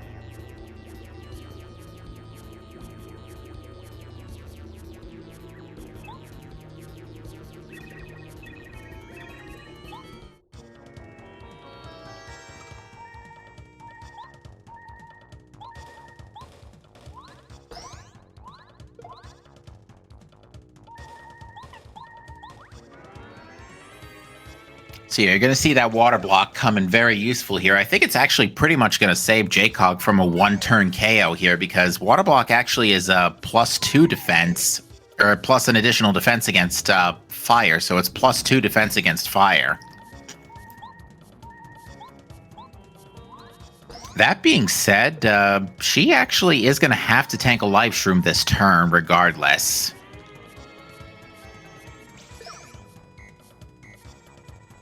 Meanwhile, Sigmund is got Last Stand all prepped, but unfortunately, he's going to burn a Life Shroom here too. Ooh, maybe not. Actually got a perfectly clean Peril Manip, assuming that's exactly what he was going for. But it looks like it wasn't the plan, and he's going for a refresh.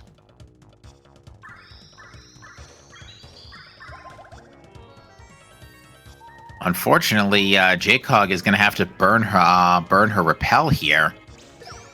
Oh, nope. Instead, decides to eat an apple, which will allow her to tank one more turn with water block, which should be enough to do the trick, actually. Except, unfortunately, that failure to block just spelled her doom, and she has reloaded the seed.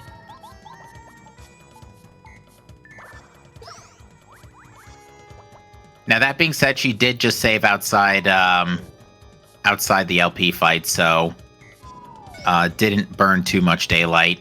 But unfortunately, this is going to be a tough fight with this equipment. And unfortunately, there goes N Sigmund's life shroom, too. All right, we see that Wordsayer has decided to pump up for Danger Mario here. So 15 BP to play with. Not a whole lot to equip, though. Well, last stand PFD down. But, yeah, a couple of other... Ooh, is going for pretty lucky. Interesting choice. But yeah, that water block, definitely the big saver here. But that being said, N Sigmund's made it into phase 4, and I think still has both of his snowman dolls. So he should have this fight pretty much bagged.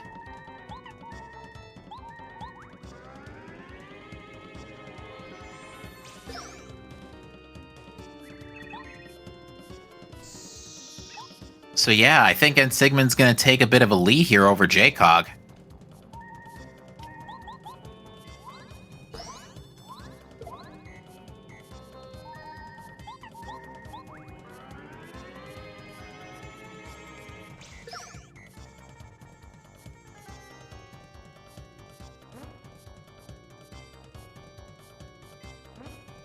Alright, that being said, JCog has now entered phase 2, so she should be okay here. Trying to think how many AoE abilities she has. Because I know she reset in a repel gel.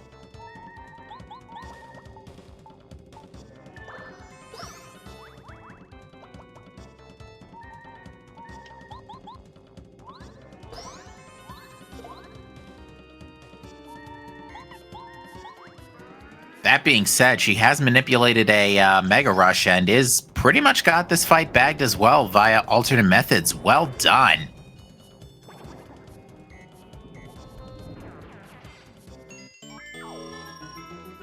I see that Adam is improvising with a Dizzy Stomp badge here for Electro Blooper. Succeeds. And yeah, both runners done. Both runners in Volcano done with their Lava Piranha fights, but N Sigmund edging out just a tiny bit over JCog here. Looks like Adam will be following suit here while Wordsayer goes ahead and does that sweep of Tubba Blubba's castle. I note that Wordsayer has marked off a third key. Now, where did that come from?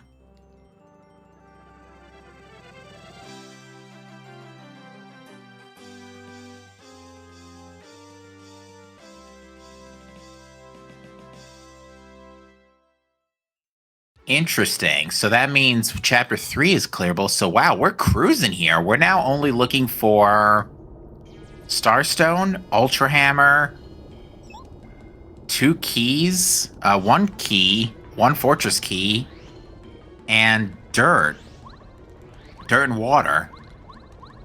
So yeah, dirt, water, star, ultra boots, key,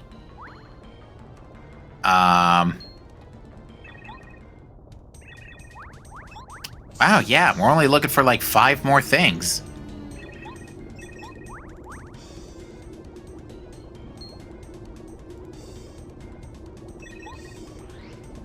Third castle key was Bombette and Fortress. Okay, thank you, chat. Yeah, I think we must have missed that after, because we saw JCog's, or was it JCog or Wordsayer's first pass where someone was missing the Fortress keys to reach Bombette. Ooh, bow's out of sight. 6 FP. You are not using that today. Oh, maybe you are. It looks like Wordsayer's improvising and is going to throw on that 5 BP FP plus.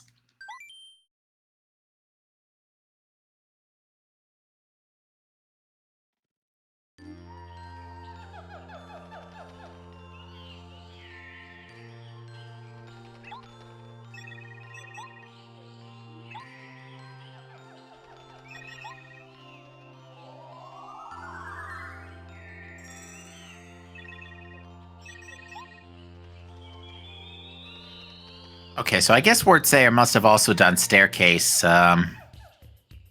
skip to get to Bombette, so that makes a whole lot of sense.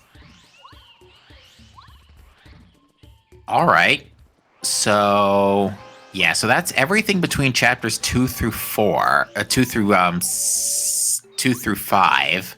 So that means we will get to unlock the whole suite of Ralph items. Under truly ideal circumstances, Ralph would just have the rest of our stuff and we'd already be in go mode, but I doubt it. That'd be too easy.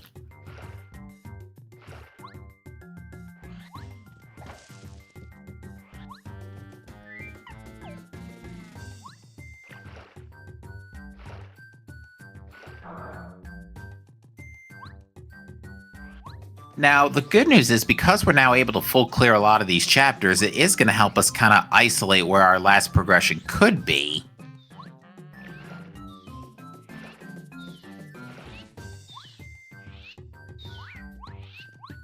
Alright, I am more or less back. And to comment on a couple of the last things you said. One, if I'm a runner, I'm super happy that Ultra Boots and Starstone are two of the items we don't have, because that means I do not have to full clear Palace yet. And if there's anything I don't want to do, it's full clear Palace. And two, we are almost, I think, at the point where the progression items have to be on Ralph, right? We've checked almost everything else. Very true. Yeah, the only other checks could be Colorado's tree. And Artifact and the check J-Cog is doing right now, which the word is escaping my mind. Yoshi's. That's Saving the Yoshis, yeah. I don't think we've seen the artifact turned in either. No, I don't think we have. We have the artifact, but I don't think we've seen it turned in. Alright, Stopwatch doing its work. Stopwatch being a real key item today as far as keeping these ridiculous encounters down to a reasonable level. Oh, it looks like Insigma just took a KO on the Red Yoshi fight.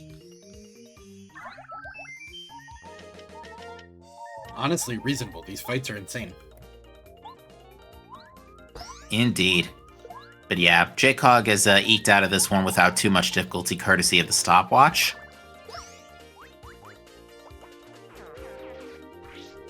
A cool 40 experience points. Always nice to get those required fights, giving you just huge amount of experience to make your endgame a little bit easier.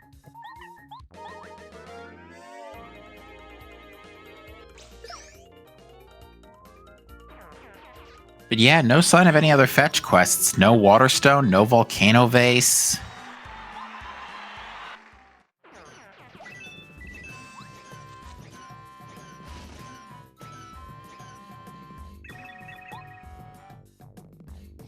But yeah, Wordsayer's done some minor tune-ups to the build here. Oh, I forgot we have Yellow Yoshi as well, but nothing but a star piece, which we don't really need at this point.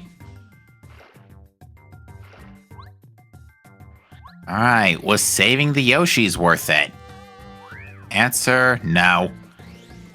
You know, horrifically for J-Cog, if Route 4 is the progression, she has to double dip back into Ruins to find that Pyramid Stone. Right, so yeah, that's a problem. Don't forget, we still have mold to deal with, too. That would be kind of dumb if after all this time Moles is like water or something. But J-Cog is going to get Castle Key 2 here. Castle Key 3 was on Bombette, so that's the one Words has, because he's the only one who actually got over there.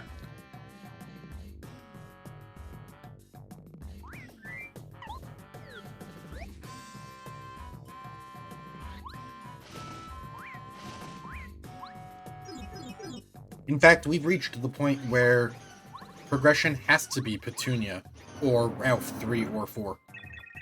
It can't be anything else. We've checked everything else.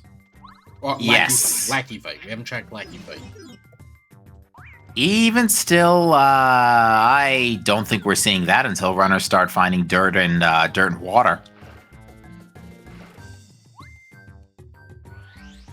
if they can find dirt and water.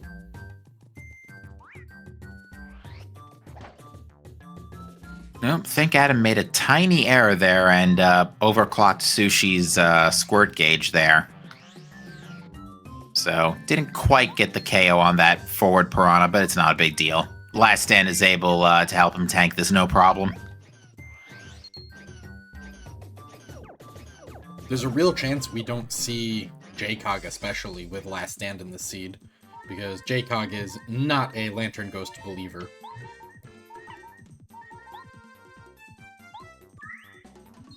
Yeah, I can feel that one. Yeah, it's a long fight. It's out of the way. It's definitely one of the things you leave for the end. But the good news for JCog is with 3 keys, she is definitely about to find her 3rd Tubba key as well here and go clear that chapter.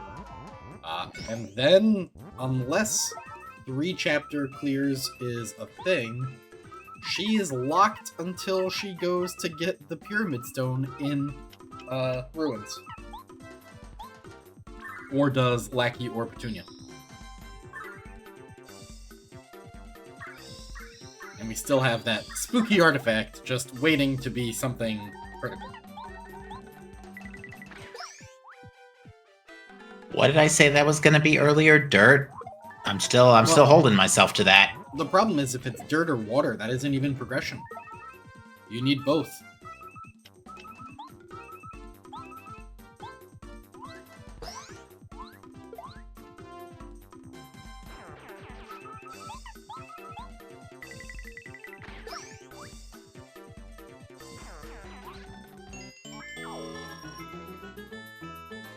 And I think it'll be close between JCog and Adam to see who gets to see Route 3 first.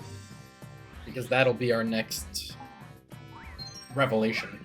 Because I don't think we're going to see anything else before that.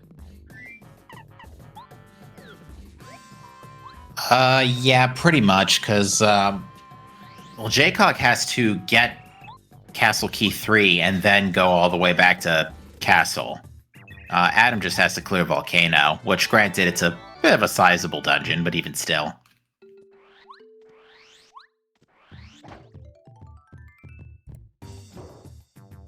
That would be wild that this seed, which starts so open, actually railroads you into clearing 2, 3, 4, 5 if Route 4 is our next progression. Yeah, that would just be ugly at this point. That would be insane. What a way for a seed to go.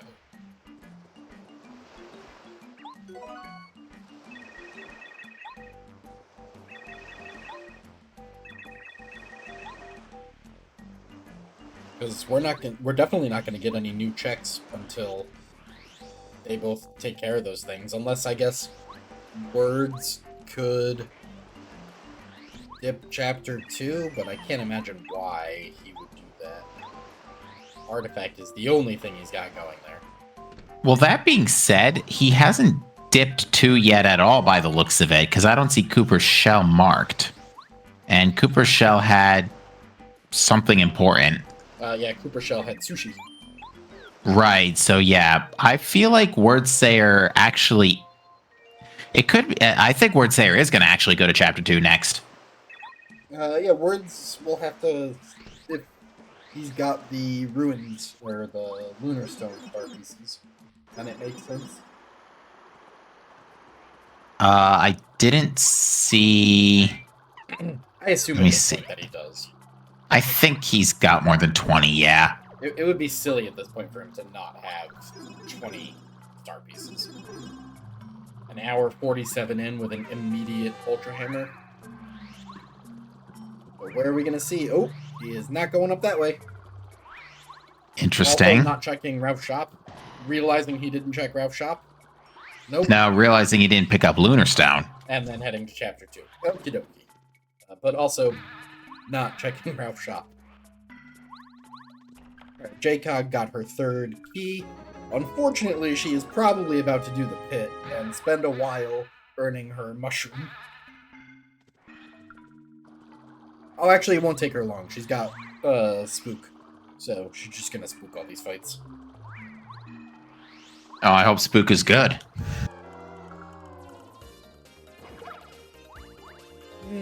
Not great. Not really. Well, it's plenty good enough. You hit the heart block in here again, you can spook 2 out of the 3 fights without any heals. And you can refresh spook the 3rd fight. True.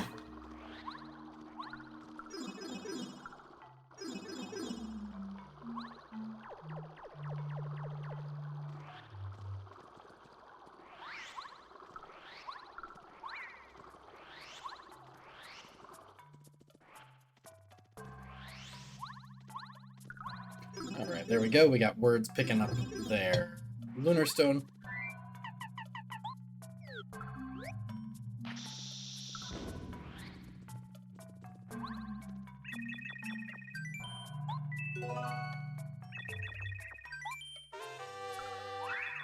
JCog destroying her poor controller, trying to spook all these fights.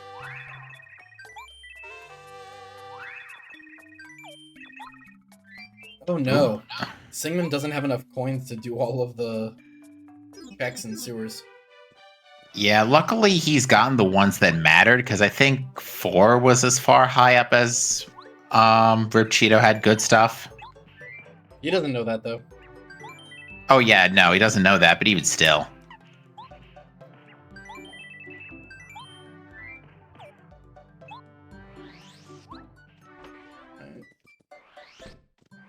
Looks like JCog just ate a maple to get all the FP back, didn't even bother with the refresh.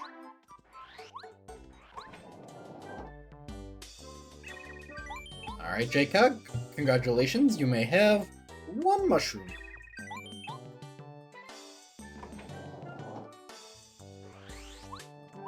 And then she will get to check, or no, with 3 keys, she won't get to check anything, never mind. 4 keys, that's both pedestal and the bridge. So Adam is going for max defense here, has swapped out All or Nothing for Fire Shield.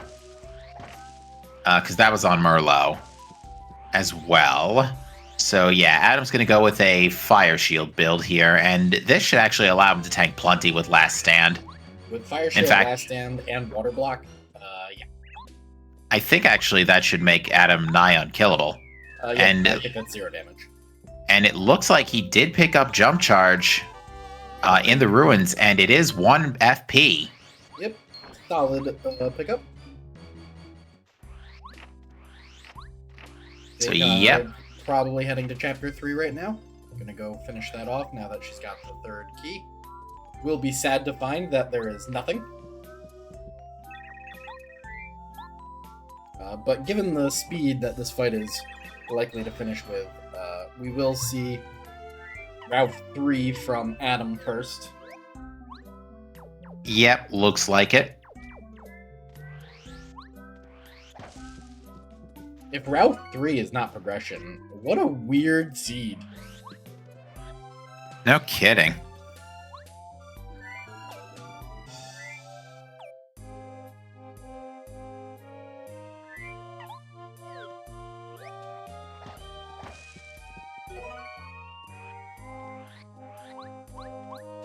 JCog just power quaking the Dark Koopas. Always a good choice.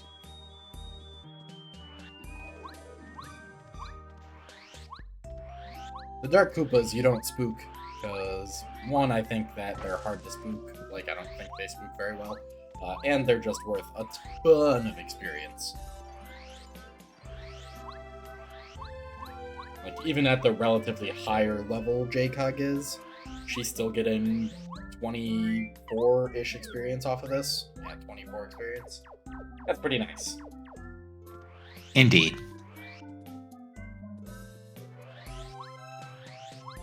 Oh, Quake Hammer is 1-1, by the way.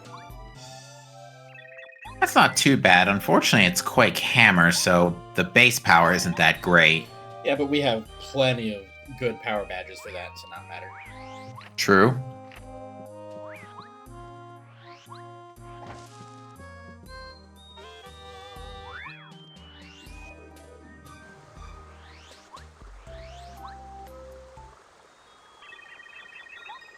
Adam awkwardly without a snowman doll. If he doesn't have another AoE item, he's gonna potentially be in an awkward spot with these petite piranhas. Oh, never mind. Apparently they just don't spit them again. They take 2 turns to charge up, because it's 1 turn to spin them out, and then another turn for the minis to attack. Yeah, but they were dead. Oh, okay, so they just take off the turn where they attack usually. They just take off the turn, just like the Bill Blasters in Chapter 1 do.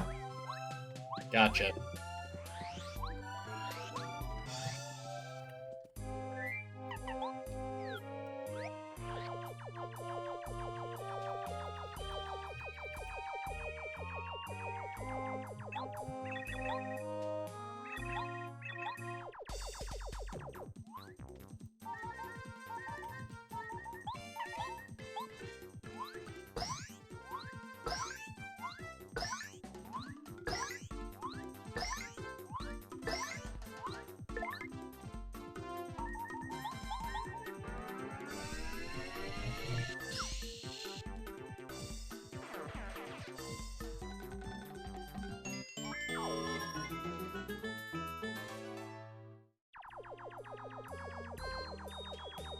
So now we just wait for Adam to finish the escape sequence and check Ralph, I guess.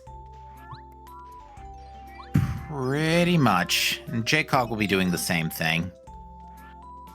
What a weird sequence of events we've had here. We went from this wide open, super kind of do whatever you want seed to, I guess you're gonna clear 2, 3, 4, 5? Alright, and Artifact was nothing. As is tradition. Which, by the way, I assume Adam checked the tree in Chapter 2, and that was also nothing. Because Adam beat Chapter 2, so I assume he checked that tree. And I just didn't notice. Probably. So that limits us to Ralph 3, Ralph 4, Petunia Lackey. Yeah, we've done every other slow check. Yeah, the good news is I think there's pretty much only one path the seed can go from here as a result of all this. Yeah, I mean, it basically has to give us, I would imagine, Starstone and Ultra Boots, and then we have Water and Soil in Chapter 7. Because the thing about Water and Soil is they don't actually give you checks. Like, I guess they give you the one check. They give you whatever's on the cloud, but that's it. They give you the one check. The other thing that could be our progression is just Fortress Key 4, and there could be a couple of things behind that. True, there are 2 items potentially back there. Yeah, but I think ideally if you're...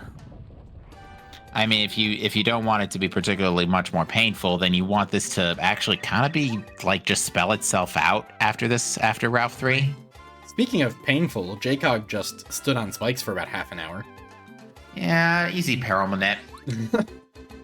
Not a quick Paramonip, though. Oh, here we go. We're going to get to see our Lackey fight. All right, then. So we'll get Ralph 3 and Lackey here. So that'll be good information.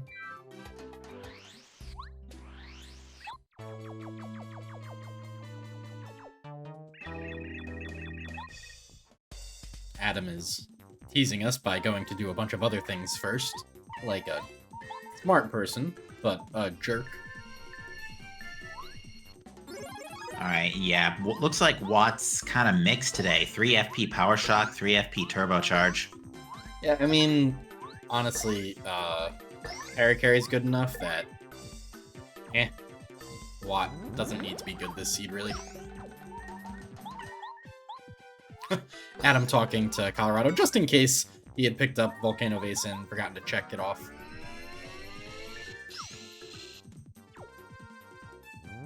Alright, homeward shroom to... Nope, gotta go check this. So we'll get our Lackey check and our Ralph 3 check at, like, basically the same time at this point.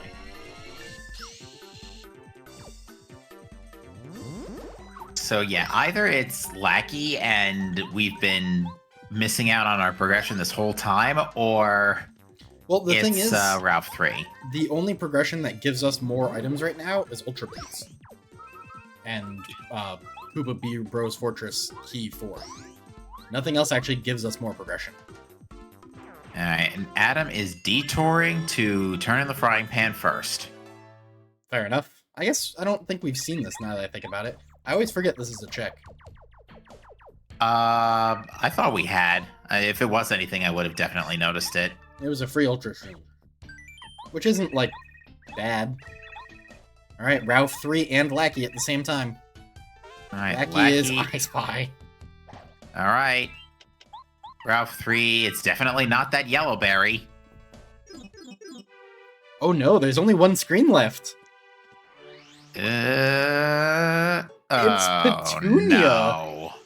It is Chapter 7 scaled moles for progression, or Ralph 4. No. No.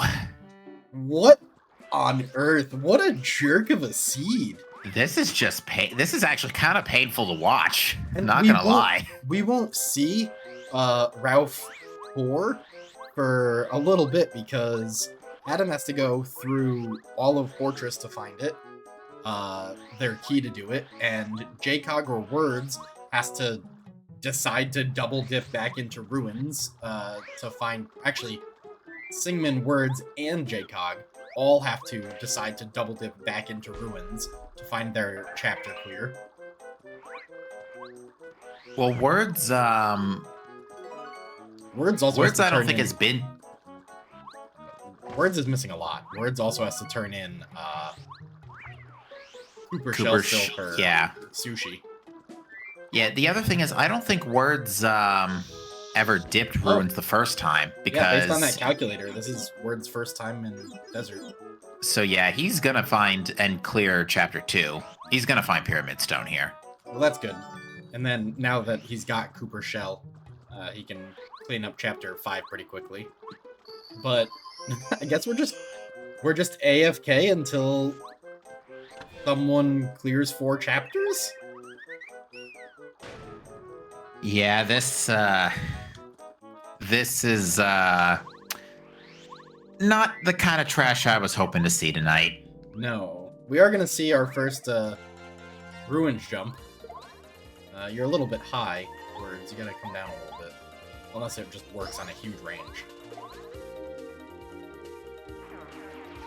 You wanna see the bottom, like just barely. You want the full pedestal to be visible. Like you want the indentation for the item, roughly, is where you want to be. Yeah, okay, there you go. You can see the indentation. You can get in.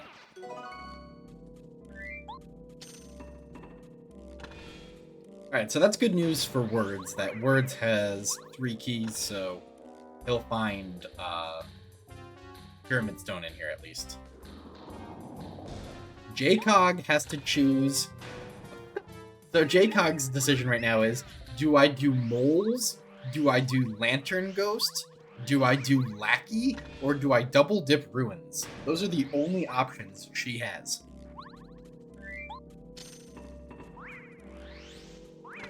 Well, just based on item density, double dip Ruins is the better play. I guess. Feels awful, but yeah. Because she's probably thinking to herself, okay, Ralph 3's gonna have something for me. And she's gonna be wrong. Meanwhile, we've got near synchronized refund pickups. The fun part is we're almost guaranteed to get access to Chapter 7 and have to do a bunch of checks in Chapter 7 to get the items required for Chapter 6. Yeah, like if somehow this isn't just the last fortress key, that's our next progression. Yeah. Or Ralph has a bunch of items on Ralph 4, I guess. Well, at most, Ralph 4 can only have 3 items. Yeah, so... I mean, 3 items can put us basically in go mode. Yeah, I mean, under ideal circumstances, you would want those to be Dirt, Water, and Fortress Key 4. And then you could just get Ultra Boots in Fortress and then finish up in Chapter 7. Yeah. Or in, like, one of the Ultra Boots chest spots in the sewers, but you get the idea. Yeah, if there's one chapter you want to do in Go mode, it is Chapter 7. So, they'll hope for that, I guess. But I'm curious which of our great options JCog is going to select. Because JCog can turn in Frying Pan, it looks like, is the only thing she hasn't turned in. So she can check Route 3 and Frying Pan. And... Interestingly, she's not immediately something homeward here? shrooming. Yeah, I don't know what we're checking here. Oh, did she not have super boots? She's got to check all the boxes. Yeah. Or dictionary, because she knows dictionaries here too.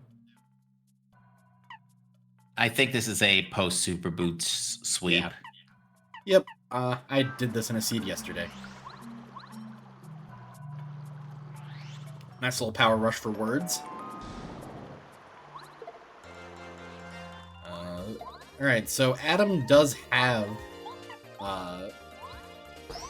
P3 now, so Adam's gonna spook his way through through the pit, and then head into and finish chapter 3.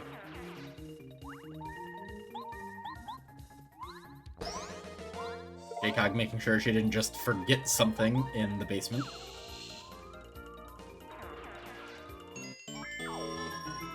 Alright, JCog. Make your choice, I guess. Well, first you gotta find Route 3 is nothing. Find Dictionary is nothing. Potentially find Frying Pan is nothing if she does that check too.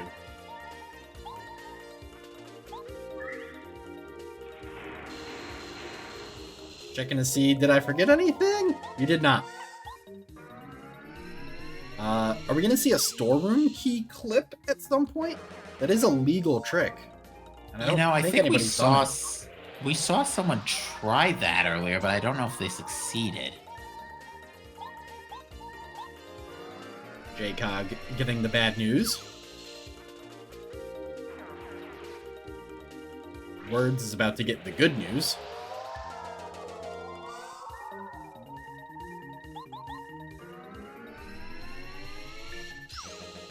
Alright, I think JCog is heading to chapter 2.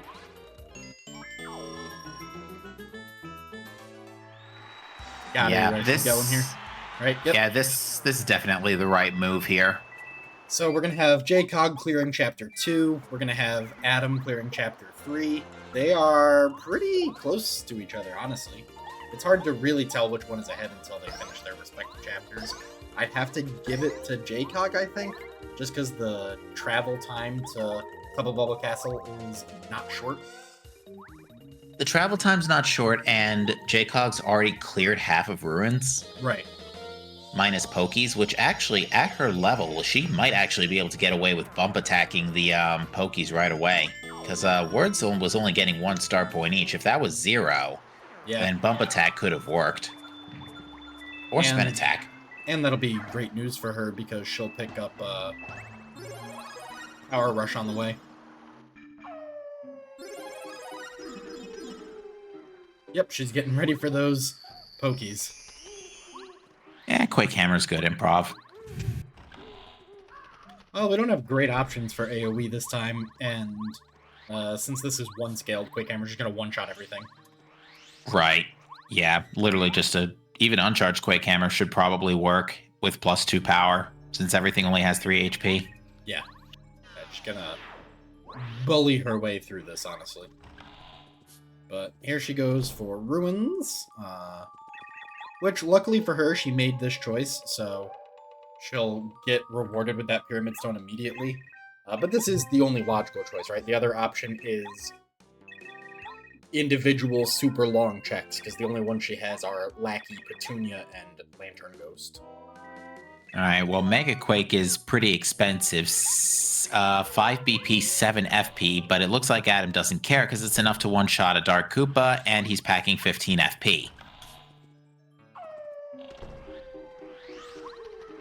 JCog picking up Jump Charge, great badge.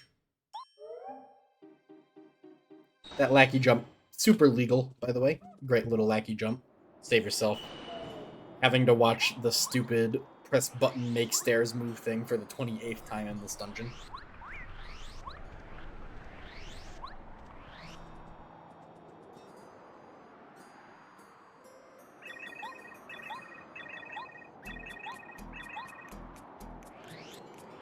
Words will presumably also get to show us Jaycog taking off all or nothing so that she can just untime this and kill everything.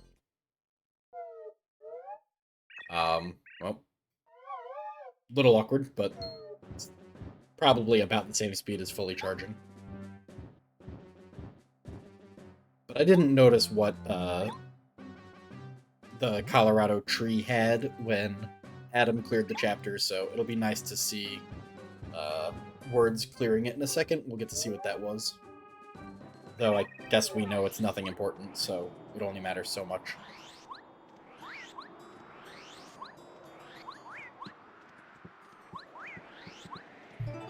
Jaycog gonna be not unhappy to see that power rush.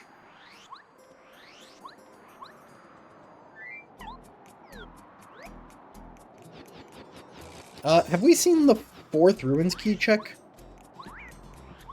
Not that I think we saw somebody enter the room, but I don't know if we saw anybody lower the sand. No, the only person who... Oh, yeah. No, the only person who could have checked it is maybe Adam, but I don't think Adam had all 4 keys when he was there. Actually, yeah, somebody did actually check it, now that I think about it, but I don't remember. I don't think it was anything good. I mean, it has to have been Adam. Adam's the only one with the 4 keys that's done it, so... Yeah, because, yeah, I think I could have sworn I saw Adam only put in 2 stones, and then ditch the 3rd one, like you normally do. You do that anyways to check the other thing. But the upstairs room has another item. Because you can get the downstairs room with the switch. Maybe that is what Adam did. I can't remember. Yeah, because Jaycog here is going to do it the other way. So we'll get to see right now what 4th Ruins key was.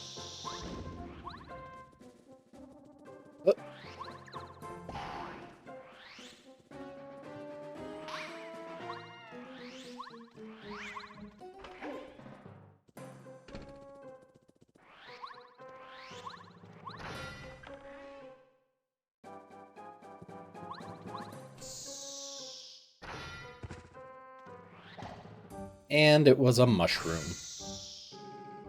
Yay. Thanks, game. Jaycog is low-key panicking right now, because this is the only check he has to do still, and he hasn't found anything in here. Oh, yeah. That's a happy Jaycog. Yeah... She's probably not feeling so good about that, honestly. Well, better to find that there than to have come here for nothing and still have to do Petunia, Lantern Ghost, and Lackey fight. Which we happen to know, of the 3, only Petunia is an option.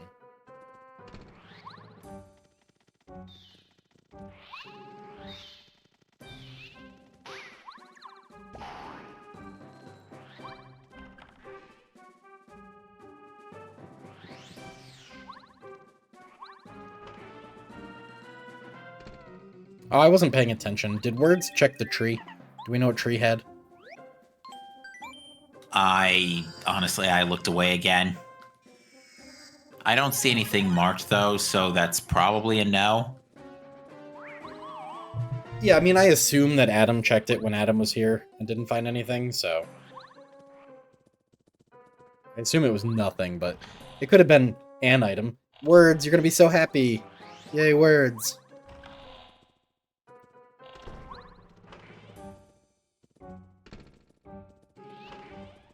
I believe Adam was running backwards through Gusty Gulch when he went to commercial break. Yeah, so thankfully he's not going to be getting anything off screen.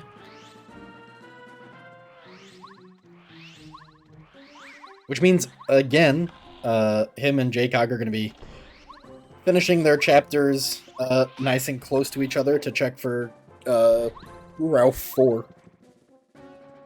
Route 4 is our highest density check left. That's 3 checks at least.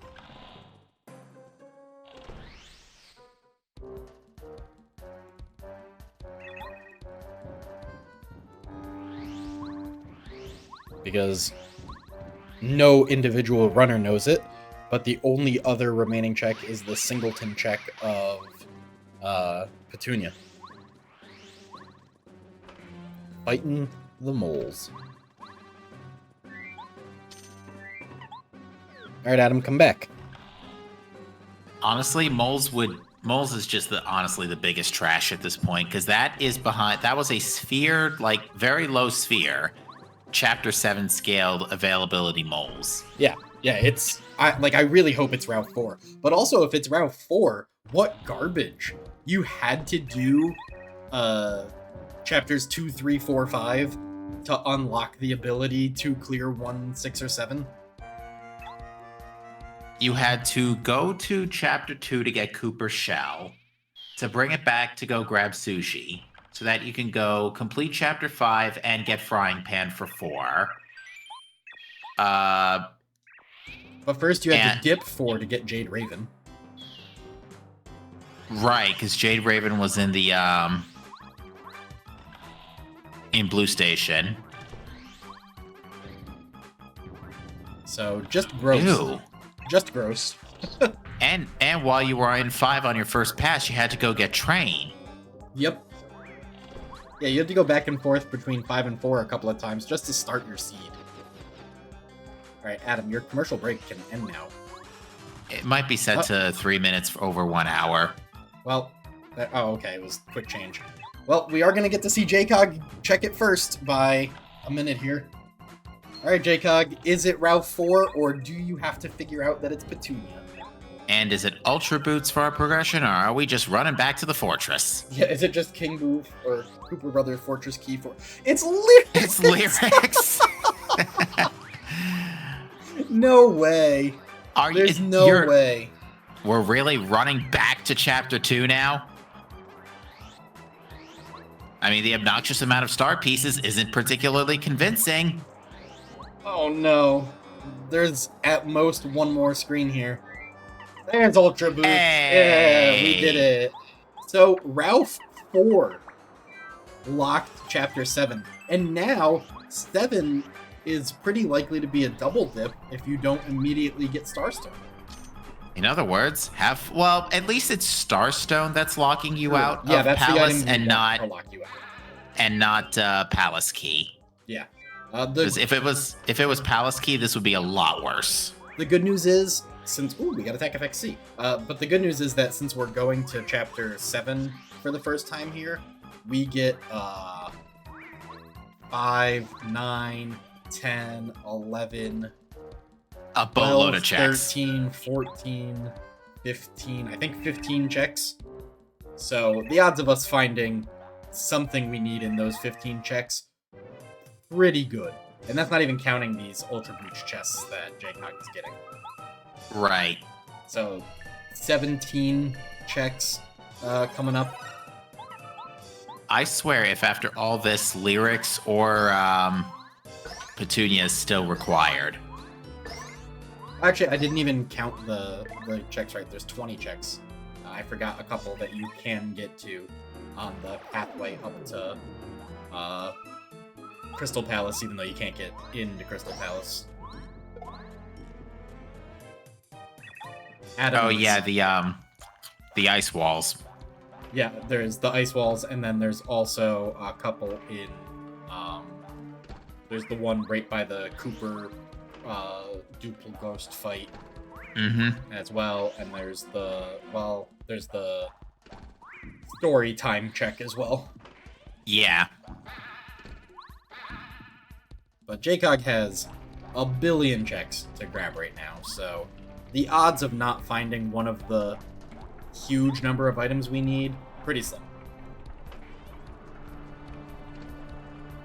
I couldn't see what was in the ice because a pop-up showed up. Remember that bit where we said sushi could be done to skip chapter 5? Not when you need to go get miracle water. Oh, is miracle water in the ice there?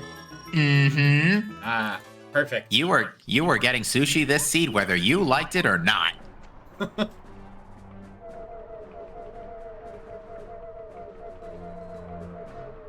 I kind of wish it was Cooper Brothers Fortress Key 4 instead of Ultra Boots.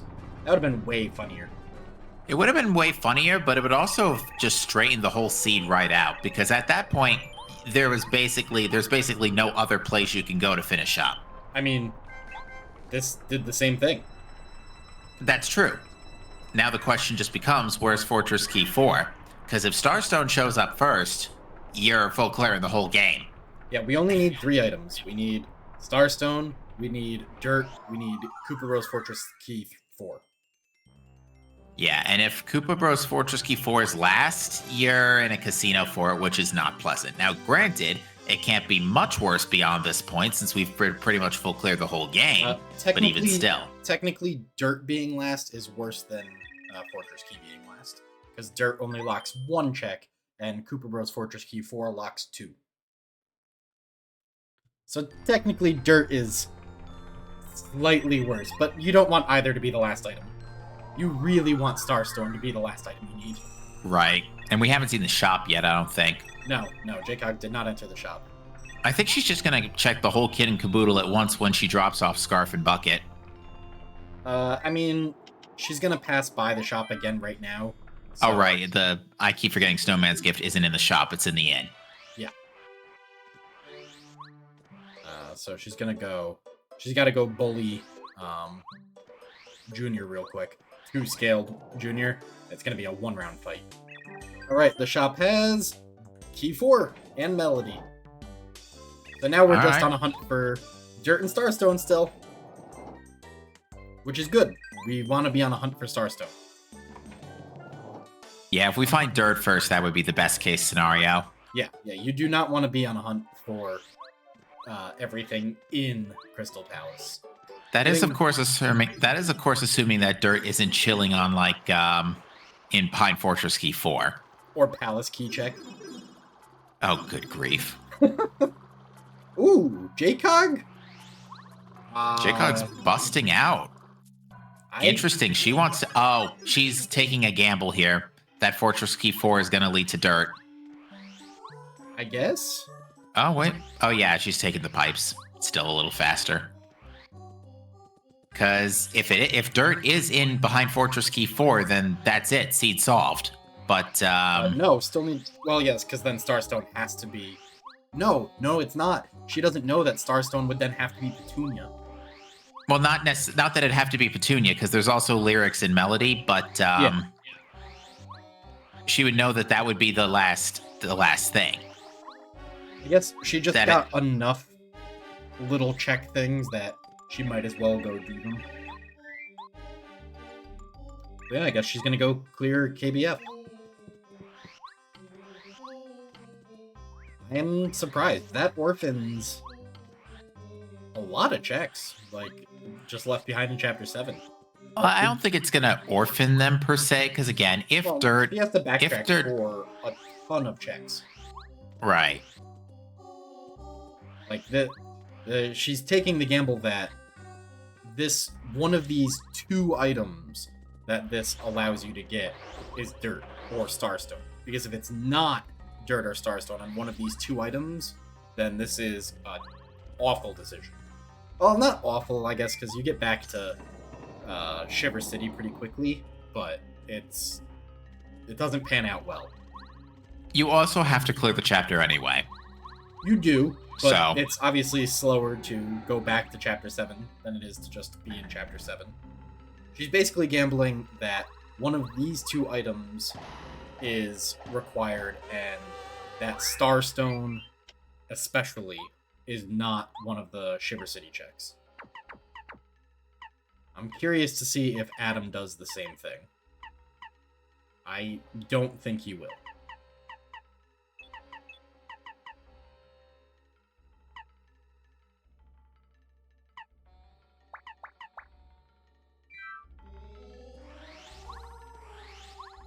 For those who don't know, doing Paracarry over this room for Jaycog is actually slightly faster than even doing pie. It's about 2 seconds slower than doing pie jumps, if you do pie jumps basically perfectly. So, just Paracarry. Alright, we are going to see the rest of the Chapter 7 checks from Adam. So this could decide the seed. Pretty much. Like, the little bit of backtracking that'll have to happen here could decide the seed. It's not a huge difference between the two, but it is a difference.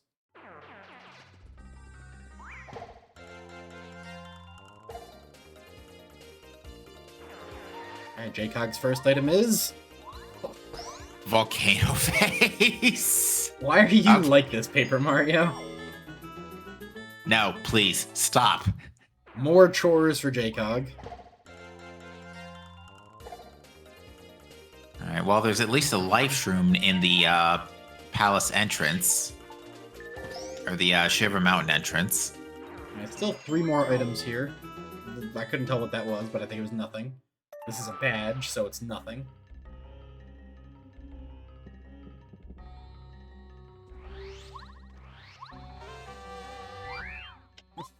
Just absolutely destroying Monstar. Yeah, Adam literally D-down jumped Junior in 1 turn. Yeah. Yeah, 2 scaled Chapter 7 is not very spooky.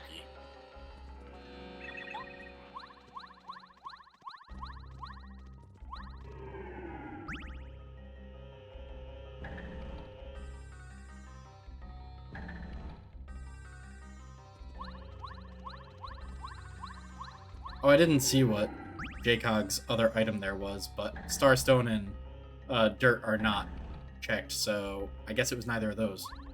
The other item was Happy Flower. Oh, that's right. Now I remember seeing it. Yep.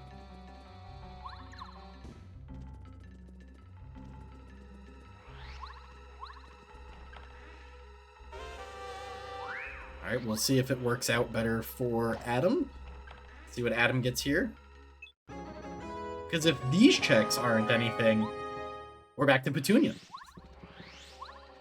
Or Melody or Vase.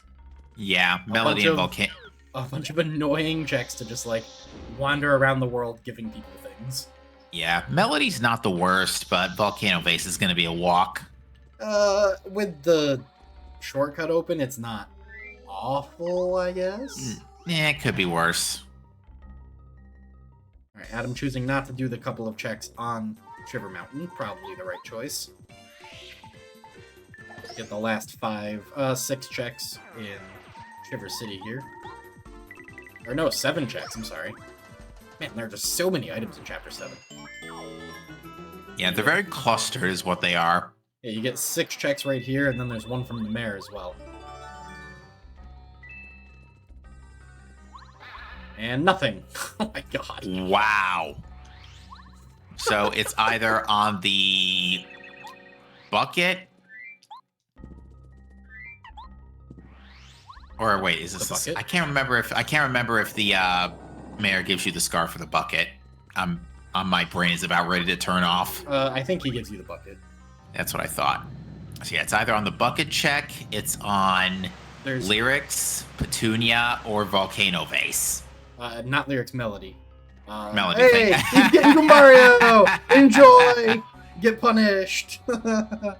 There's also the 2 checks on Shiver Mountain you can do. Yes. Well then. Or 3 checks. 3 checks, I think, right? Actually, no, it's a bunch because of the stupid... yeah, the ice walls gives you... There's 6 total. Yeah, 6 and 6 because of those. Because there's the Ultra Boots check, there's the check in the room with Cooper's thing. Yeah, there's Starstone. Starstone, and then there's 3 in the pillars. So 6 checks.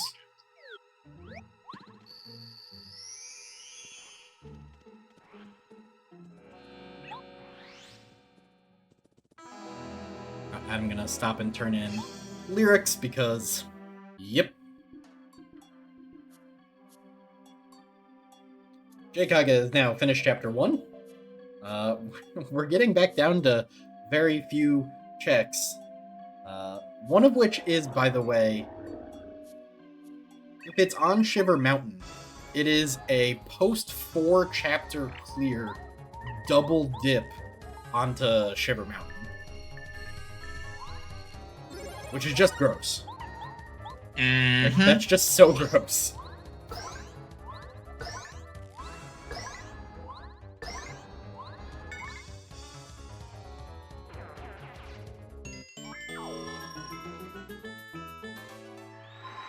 Just at this point in the seed, there's nothing worse to see than the words "inventory is full."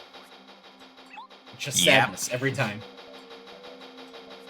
Oh, let's get the blesses in chat for JCog doing melody check.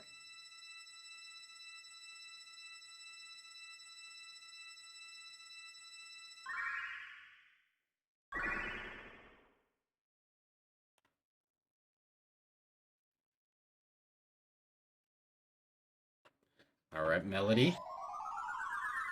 What you got for us?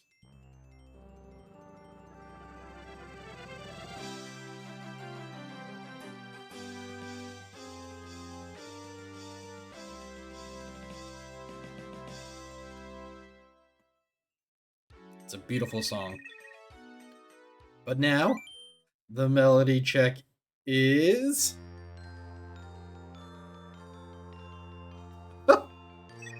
Star Piece, yay! So it's either Volcano Vase or Petunia. Or the 6 checks on Mountain. Or the mountain, yeah. Oh, or has anybody done this? Because I don't think anybody has. I don't think anybody's done this either, but considering we haven't even seen Storeroom Key anyway... It is unlikely, but not impossible. Alright, so second Sweet Room. Letter? Don't count. Nothing. Garbage. Bad. I mean, that was pretty predictable, but bad. Alright, now we're gonna go check Vase, I assume. We left Chapter 7, so there's no way we go back to Chapter 7 until we've done all the other things, right? Right.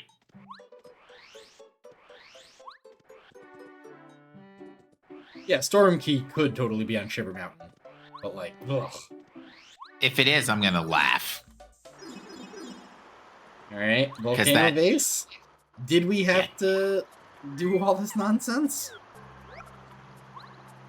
Yeah, because where was Volcano Vase again?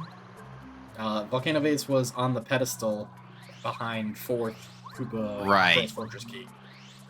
And Colorado has for us, inventory is full. Oh Nope. no! Alright, we're going up Shiver Mountain. Guess so. Because I doubt JCog still wants to fight Chapter 7 moles. Well, JCog hasn't done moles or Lackey or Lantern Ghost. So JCog actually has a bunch of those long, annoying checks to do if it's not one of the 6 checks on Mountain. Now, one of the 6 checks on Mountain is going to be Dirt, and then the item on the Cloud is going to be Starstone.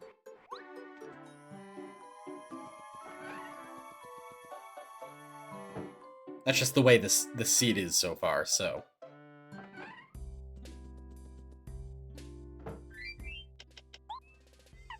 Oh yeah, JCog doesn't have Last Stand because JCog didn't do Lantern Ghost. So he's actually got way less free power than everybody else does. Right.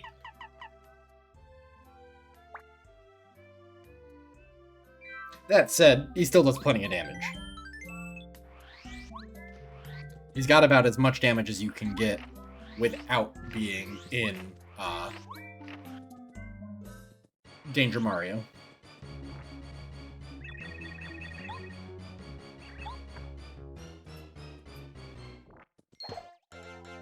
Sadly, it's going to be a minute before we see anything coming out of JCog, because JCog is going to check... I'm sure JCog... Actually, no, JCog's at the point now where JCog could go up Shiver Mountain first. Because she knows it's basically got to be here. Like, she'll do Monstar and everything, but... Alright, in the meantime, and Sigmund's doing moles. Oh, we'll get our mole answer. Nice. Thank you, Sigmund. Please be Starstone. Does that make me a bad person?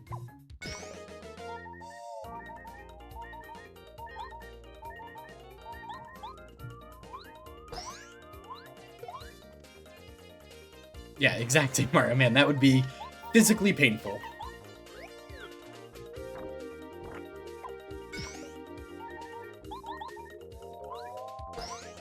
The only reason that could actually benefit anyone is it could force JCog to do Lantern Ghost and get Last Stand. But I guess with Lackey and Moles in Chapter 6, you probably go to Chapter 6 first. Yeah, you go to Chapter 6 first, and also the Moles fight is much closer than Lantern Ghost. Yeah.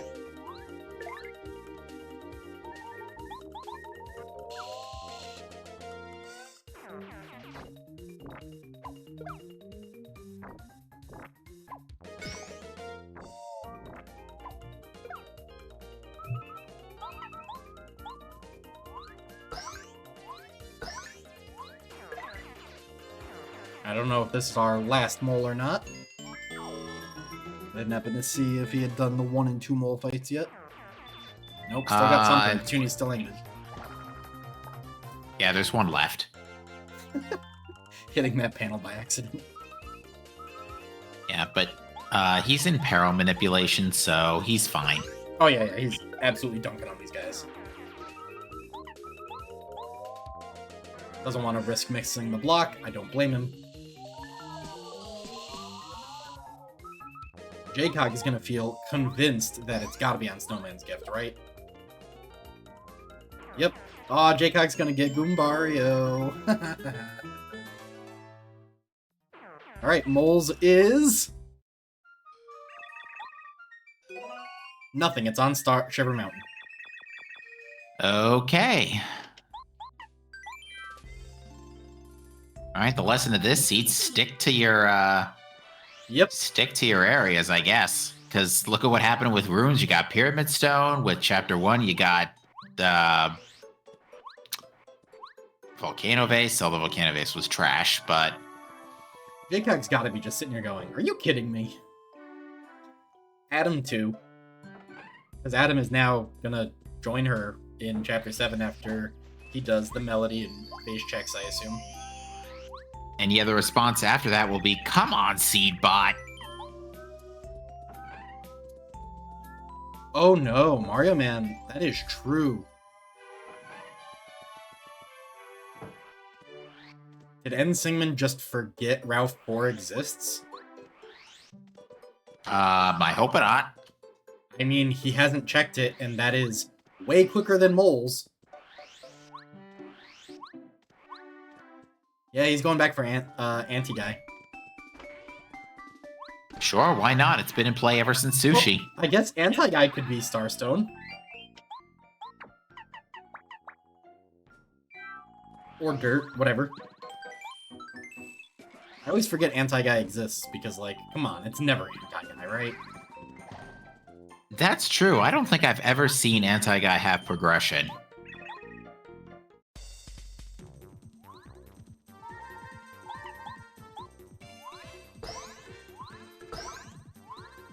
Well, here's check 1 on the mountain. Nothing. Check 2 on the mountain. Nothing.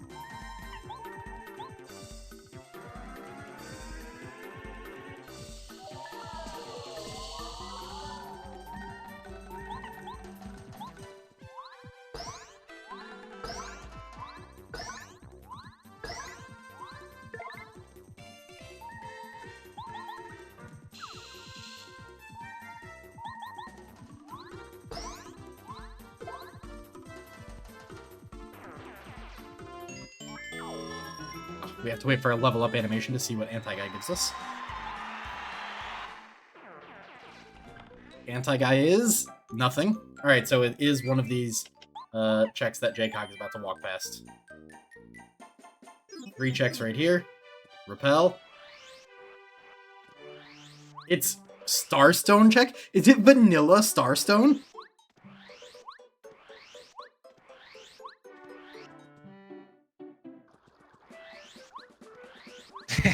The hammer swing. Is it vanilla Starstone? It's either vanilla Starstone or... oh my god, it is! Vanilla Starstone. Enjoy the vanilla Starstone. Oh my god, All now right. you have to full clear Palace looking for dirt. Ugh. This is the worst timeline. This timeline is so dark.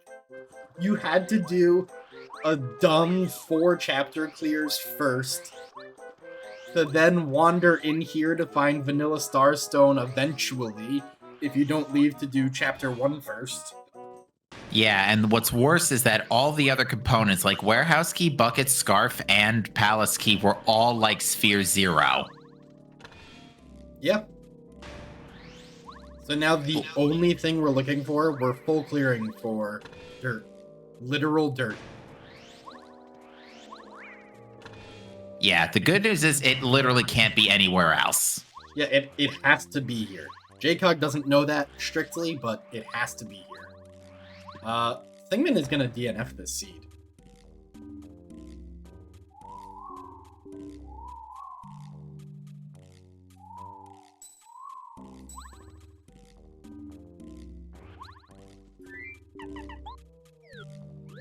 Please just find dirt early.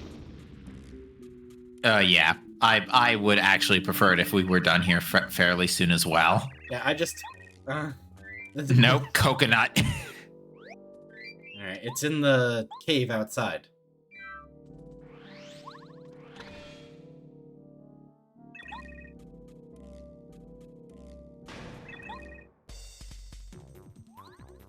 There it is. Oh, that's so nice. Oh, okay, that's not too bad. That's so nice. It's the second check. That's like what, blue key? Yeah. Either, not exact. Oh, yeah. No, it can't be. Oh, no, it's not blue key. But point being, it's early. It's early enough. Yeah, JCog is now just full go mode. These 3 fights, Crystal King, Huff and Puff, and then done. Yeah, the good news is there's not much more left. The seed will be over in about half an hour. It'll be over for JCog and Adam. Yeah. What is Words doing?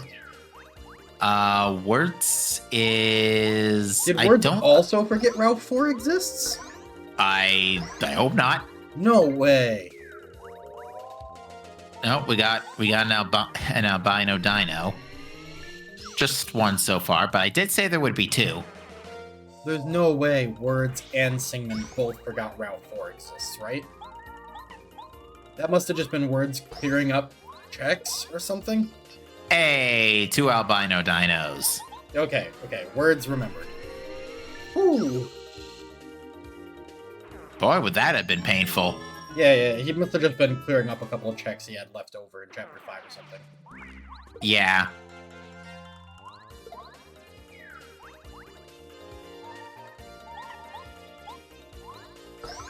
So at this point, it's going to come down to... Unlucky for Adam. Basically, just whoever gets through the... Oh my god, so unlucky for Adam. Oh, good grief.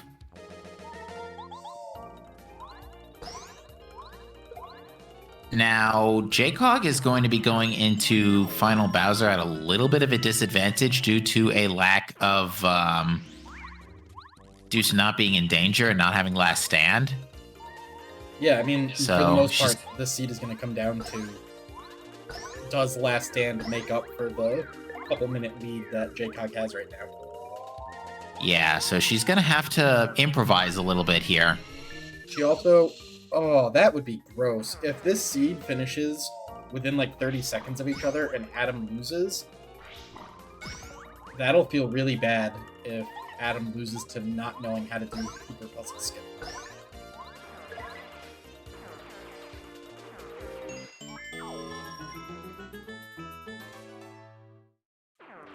Oh yeah, so how did that work? Because it just now crossed my mind that's what JCog just did. You have to stand in a fairly specific spot, and then move to a fairly specific spot, and then you send Cooper in, then you spin in place, then you, while spinning, hold right and mash spin, and you will spin through without having to do the puzzle. But okay. It is a lot. Honestly, it's a lot more picky than a lot of the other tricks that are on the list. So I'll be curious to see how it goes.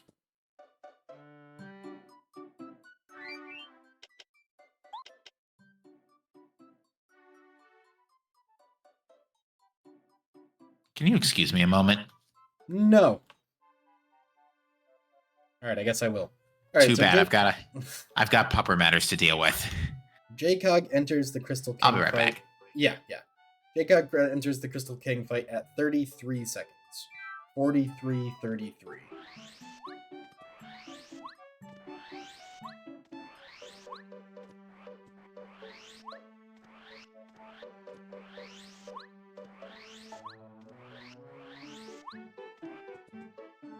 Alright, does Adam know Cooper Puzzle Skip? He does not. Oh my goodness. If this comes down to a really small gap and Cooper Puzzle Skip is the difference, that'll feel bad. But I think Jcog has enough of a lead that Jcog's gonna win anyways. Yeah, Adam tried to do Cooper Puzzle Skip and does not know how.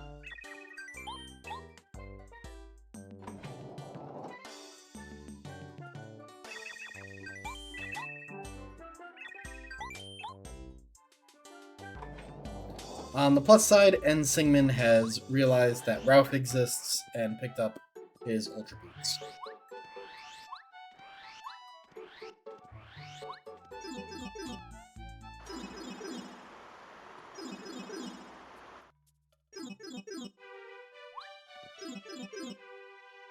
So you think Wordsayer is going to get some time back by committing to Palace?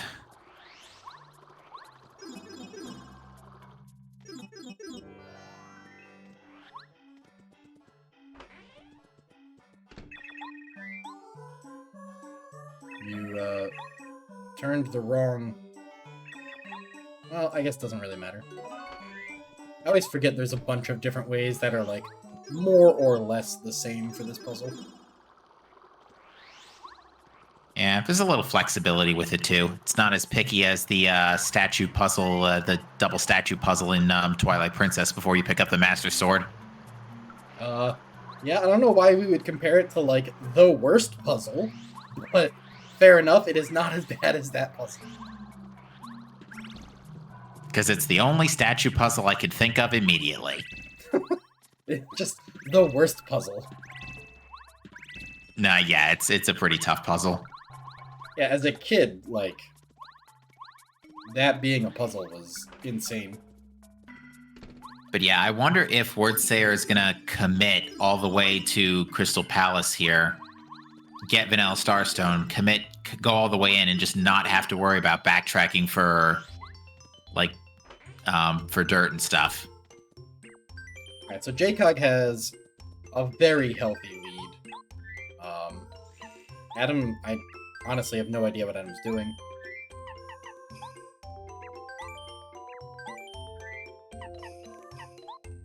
Adam is way over killing this fight. Probably. Like, I think Adam has, like, 6 or 7 base power, right? So, like, he's just gonna... Oh my god. He's gonna absolutely destroy Crystal King whenever he gets through to attacking him. No messing about.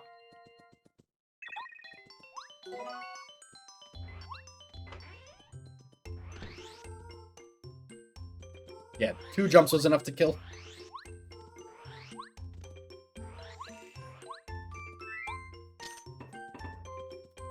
Alright, Jcog had about a 2.5 minute lead going into Crystal King. So...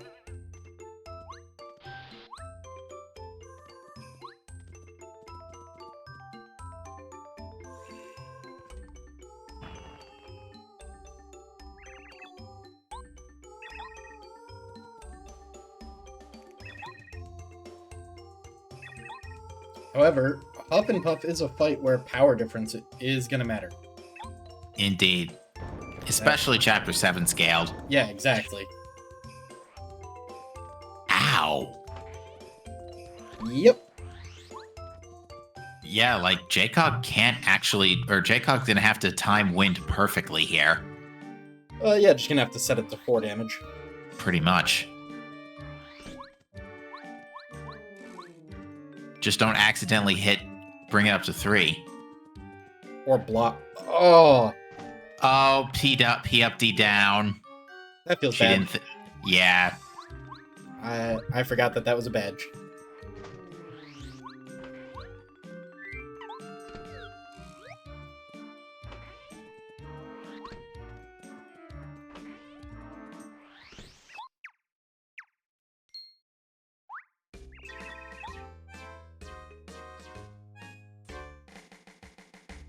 On the plus side, destroyed. That poor Hufflepuff got absolutely blasted at that point. Yep. So yeah, Adam not too far behind, and Sigmund's also on the trail.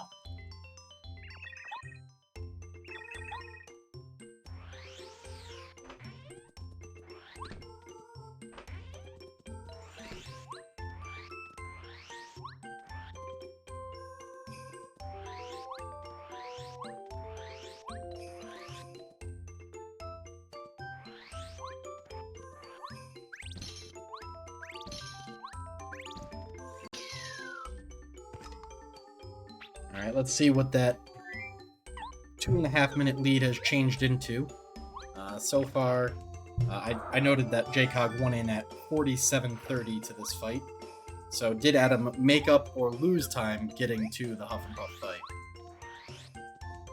Looks like it's about the same.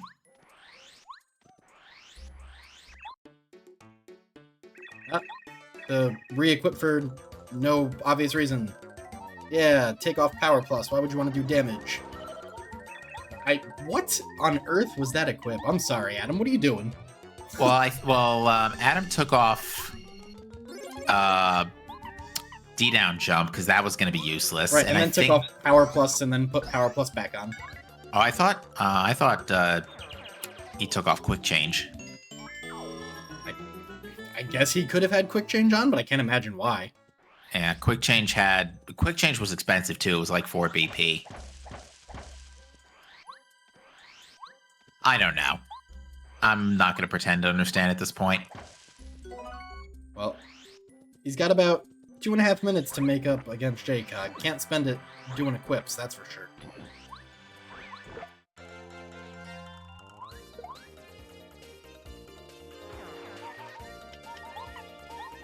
Oof, looks like Sigmund got a bit of an unfortunate encounter, but is able to get away from it. And Adam destroyed Hufflepuff there.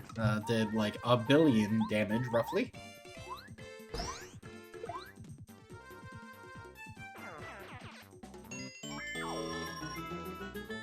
Let's see, we'll need to find another point of comparison to see how far ahead JCog is in Chapter 8.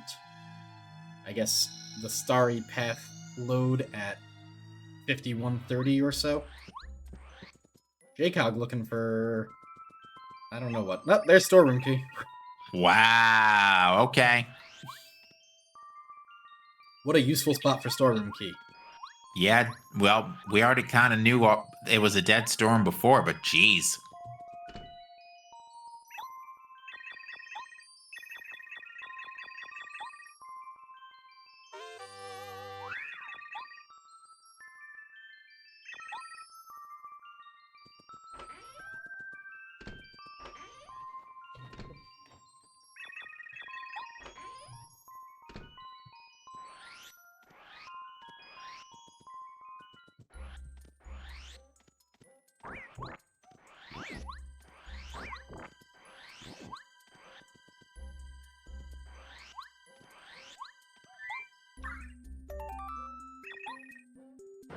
And Adam is off to Chapter 8. It is going to be a close race. It's actually crazy how close it is. Wordsayer is also on the path to get Vanilla Starstone and hopefully just do this whole thing in one fell swoop. Yeah, But is going to have to detour real quick to get finished up with Chapter 1. Yeah, luckily Sigmund realized that he did not have Route 4 checked and went back for it. Thank goodness, because what a terrible way to lose a seed that would be.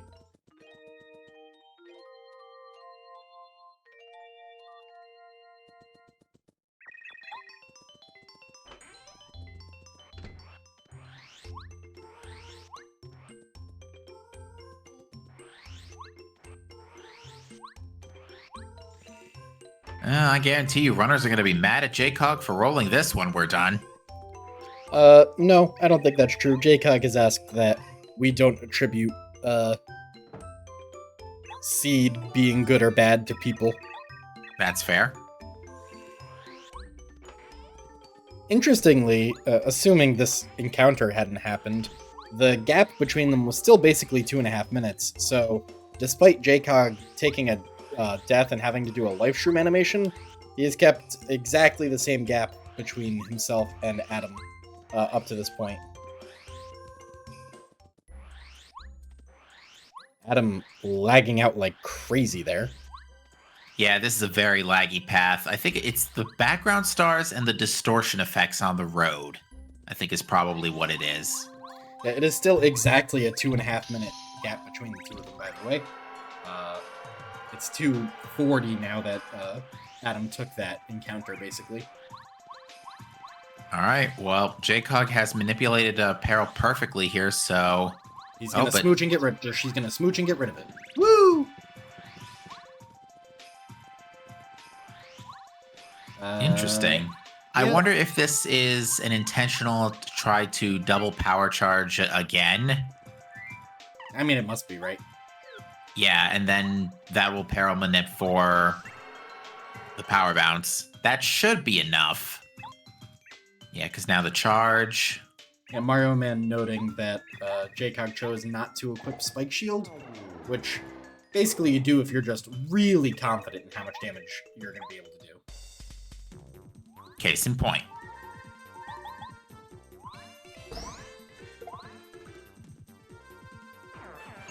And Wordsayer did just get dirt. That puts him in go mode. Oh wait, no, Wordsayer doesn't have Beam. He's got to go back to the Lackluster room. Oh yeah, that's where Beam was. Oh no! That means that Wordsayer is about to full clear Alice. That feels terrible. Yeah, that's pretty much no good, folks. Alright, I am going to swap our sound over to Jcog so that we can get the delicious oh my god, I have so many things open right now, sorry. So that we can get the delicious Final Bowser music. Where are you, Jcog stream? And Stingman stream.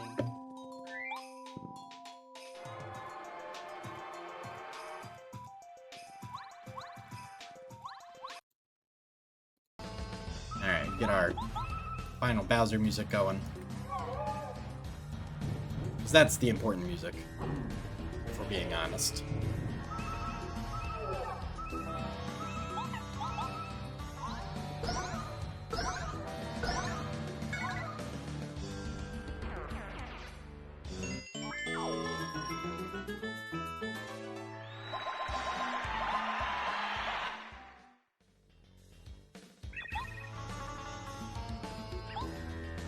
It looks like Jcog has enough of a lead here that, unless things go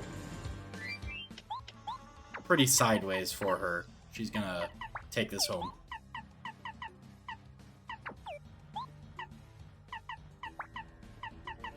In a just about 3-hour on the dot seed. Which is always nice. Yeah, all things considering, not much longer than 3 hours. And I think what really kept the seed short was just how open it was and how much we could clear out in the first pass. And how many mid-game items we got as fast as we did. Yeah, I mean, it was a weird seed, right? Like, we started off with a ton of options, a million different places to go, and none of it mattered because you had to go to all of those places no matter what to clear chapters 2, 3, 4, and 5, to then get Ultra Boots, which gave you Koopa Bros 4, Starstone, and Dirt in short order. So, like, it seemed like you had so many choices, but you just didn't. You just didn't actually have any choices. Nope.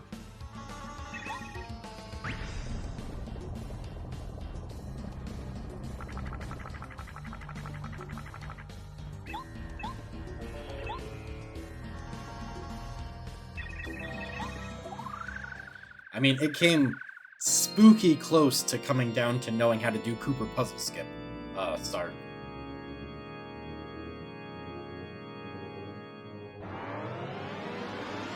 What just happened on Adam's stream? Hang on, I'm looking at the playback. What was the cap on that? That was like I'm not sure. That was like an 8 cap or a 9 cap. It was, yeah, I think it was like a 7 or an 8. That one was a 6. That was actually just enough, I think, to do the job.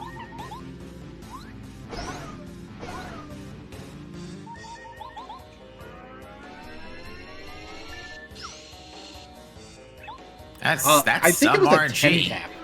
I believe that was a 10 cap. Started at 6 and did 24 damage. I think it was a 10 cap. Wow. Like, what? You cannot 10 cap Hallway Bowser. I don't care if you have Dodge Master equipped or not.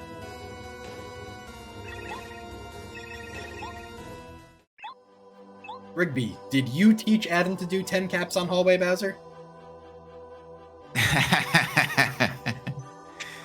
I don't know. We've seen a 30 jump or 28 jump blooper in the past. Well, that makes sense. 28 jump blooper is like, I think it's probably more likely than a 10 cap hallway. Never underestimate the power of RNG. That's crazy.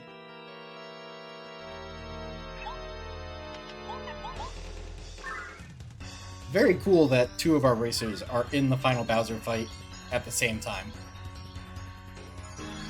The other 2 are on their path to go mode simultaneously, and also, oh yeah, Wordsair still is the one looking for Bean. I thought it was Insigmund for a minute. Adam making the decision not to heal between these fights, and also the decision not to power charge. Turbocharge.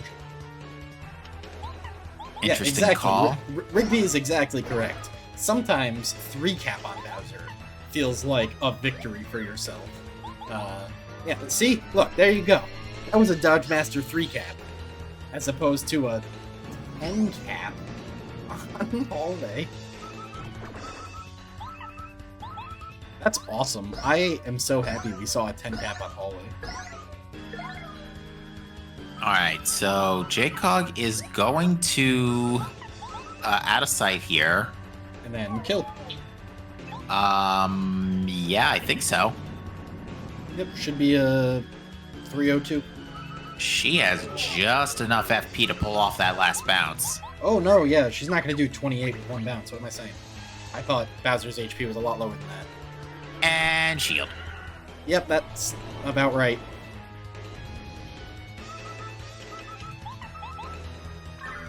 Alright, so we've upgraded from 2 players on Bowser at the same time to 2 players on Phase 2 of Bowser at the same time. And I need JCog to actually end this fight quickly. Oh, JCog's got the quick change. Mm-hmm. What a strat. I think JCog has to... Oh yeah, JCog... that 1. should do it. Yep, okay, just get like a 8 cap. 6 cap. cap. Okay. Sure.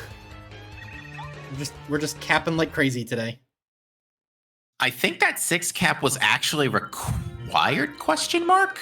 13, 18, 22, 25. It needs to be a 5 cap. Wow. Well, JCog with an exactly 303 finish. I'd have to check in the race time room to see what the exact finish time was according to race time. But the exact finish time according to race time is a 3:02:46. Good stuff.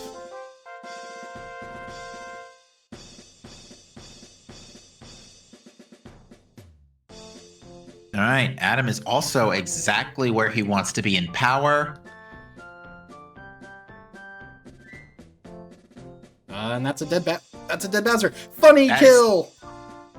That is a totally dead Bowser. That is a 1 minute difference. We were really close to Cooper Puzzle Skip being the difference. Wow.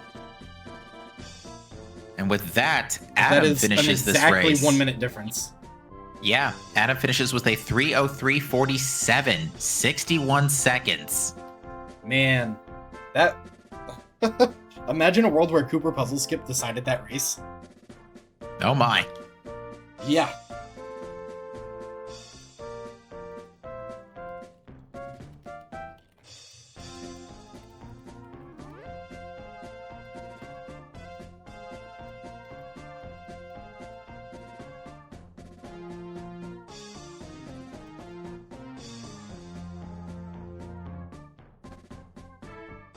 All right. In the meantime, we've got both of our upper screen runners that just wrapped up Chapter 7. So Insigman's going to be heading to 6 and 1, and then Wordsayer's going to be probably full clearing the whole game looking for Bean. Yeah, that doesn't feel good. No. And that Bean's just sitting there, basically waiting to be picked up. Let me get our sound transferred over to Singman again so that Jadecog can end her stream if she so chooses.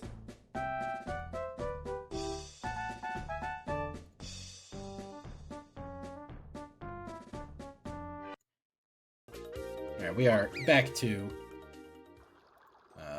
Singman sound here. I'm gonna close out Jcog and Adam's videos here, so they are welcome to close out their streams.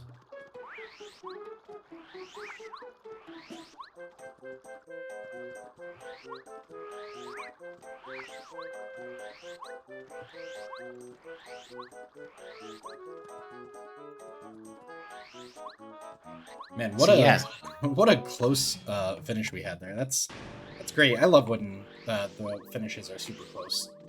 Indeed, a close finish with an open beginning that ended up being getting into a 4-chapter Route 4 bottleneck. A Route 4 not double dip chapter 7, no, Vanilla Starstone bottleneck. Yep. A Route 4 Vanilla Starstone bottleneck. The Route 4 Ultra Boots is gross on a level I don't want to talk about. Indeed. Jcog is joining us in the Twitch chat. GG to you and congratulations. Well played, Jcog. Squeezing out that win over Adam by the narrowest of margins. Yeah, so that seed, from our perspective, was a lot of fun realizing that we either needed either chapter 4 chapter Ralph or Petunia had to have something per our knowledge at one point. Everything else had been checked. It was not looking pretty for you specifically, Jcog, if you needed to start doing those awkward checks and it wasn't on Route 4.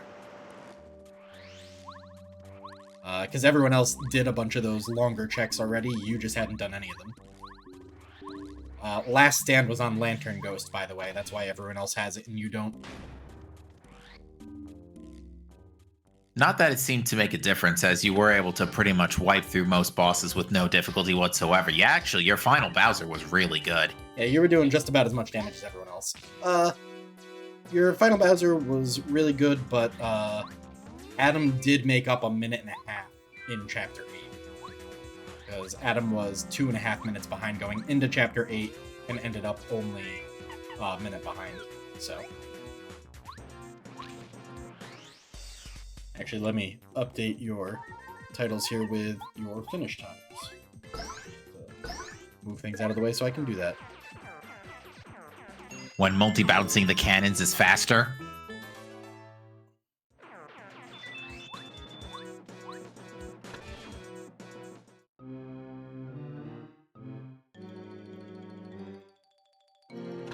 What was JCog's finish time? JCog was a 3:02:46.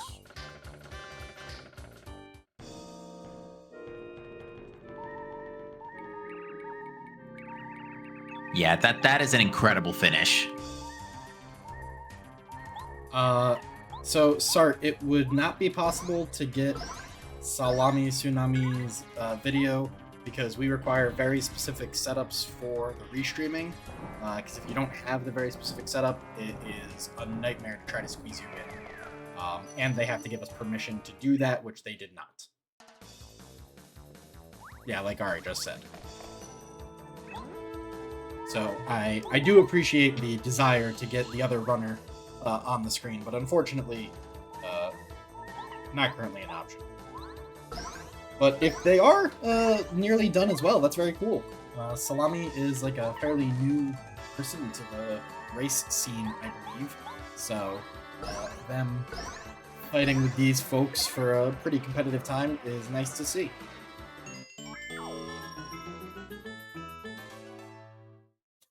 Word's really making sure that he avoided that fight there. Going way around those, whatever they're called. Koopas. My brain has stopped functioning. Yeah, unfortunately, Words does not have Bean, so he does not realize that there was... he does not realize he doesn't need the full clear fortress here. Yeah, he's got to go check the... I forget what is actually there, the badge in Chapter 6 on the way to Lackey. That's Mega Jump. No, it's Mega Smash. It's Mega Smash. You don't need the badge, Words, just leave. I like talking to them like they can hear me.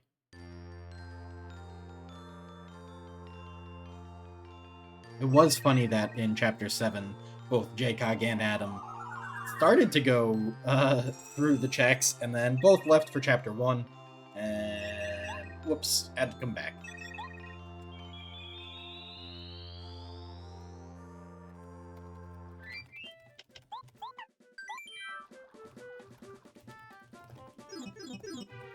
We also laughed out loud at the Vanilla Star Stone. Yeah, after all that, after the open world, like it's like, what did we have like in Sphere Zero? We had Cooper and Bombette and Parakarry like right away. Bo was in Chapter 5, so she was also available right away. You could, in the first 5 minutes, have had Bombette. You started with Watt. You could have had Bombette, Lackey, Parakarry, Bo, Ultra Hammer in like 5 minutes if you knew where those things were. Yeah, and the Ultra Hammer immediately led me to suspect there would be progression on at least Merlot 20, and I was not disappointed.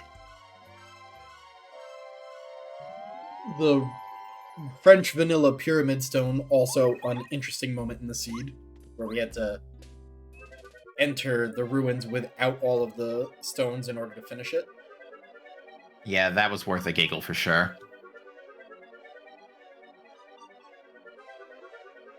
Yeah, unfortunately, JCog, the only reason you didn't get that very quickly was because you went into ruins before going other places, and everyone else went other places first and had enough keys by the time they got to ruins to just find the stone. Yeah, a couple of other runners like Sequence broke Chapter... Actually, did we... How many runners Sequence broke Chapter 5? Not that many, actually. Words and Singman, actually, are the two that did Raft Skip. Right. And I don't think Singman... Did Singman need to? Or did Singman... Yeah, Singman did. Yeah, never mind. Yeah, you just did it because. They did it without Sushi.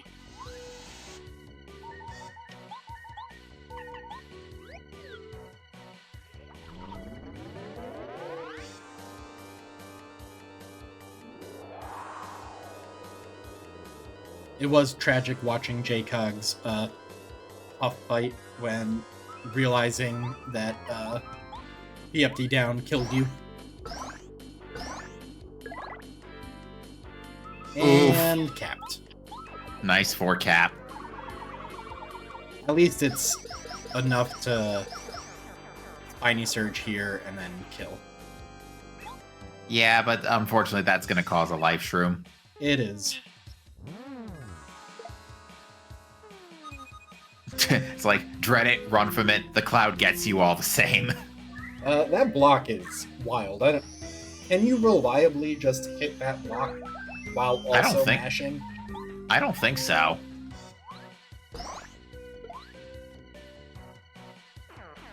I know you can accidentally hit it while mashing, because Glitchless is like, hey, don't accidentally block it or you die here.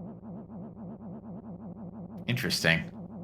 Well, okay, actually, you don't die because you don't block the first butt slam in case you randomly block it, so that you can block the second butt slam or unblock it if you accidentally block the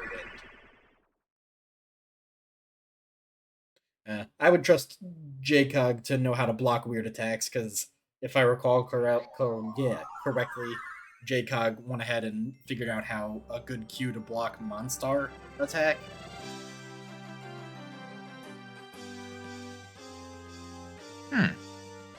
Hey, I mean, sometimes you gotta block Monstar, okay? Yeah. Maybe you're playing a one-hit KO rando, and suddenly Monstar is the most terrifying enemy in the game. Oh, yes.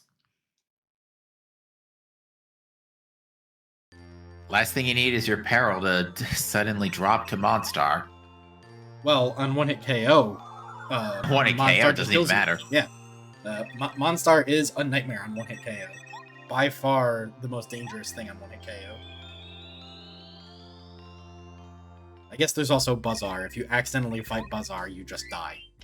Because Buzzar's wind attack is unblockable. Pretty much. No, it is unblockable. Yeah. Like, not even any two ways about it.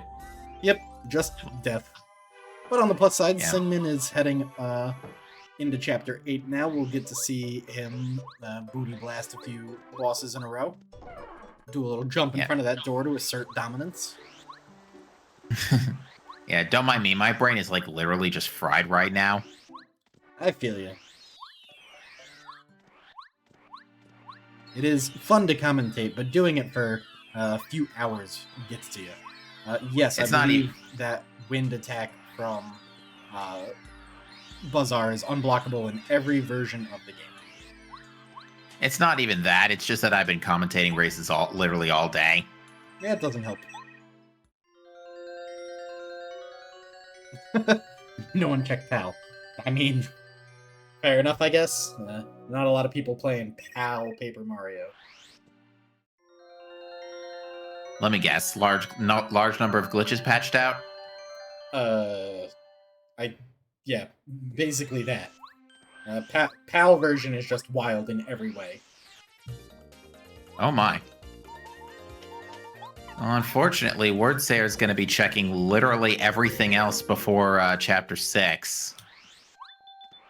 Yeah, poor Words does not realize that he left that check from Lackey. The good news is that means he hasn't checked Lackey, so he'll eventually make his way there.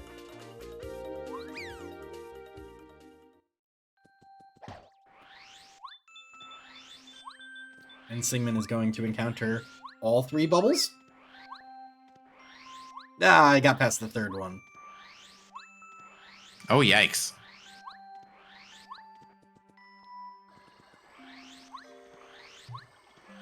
Oh, hi, Quizmo. I wasn't aware Quizmo could even spawn up here. I did appreciate that JCog needed to find check storeroom, and then storeroom key is just like in Starhaven hanging out.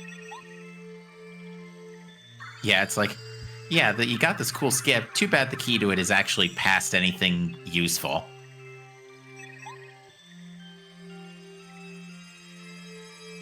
Alright, Wordsayer's grabbing the sweet shroom for Yellow Yoshi.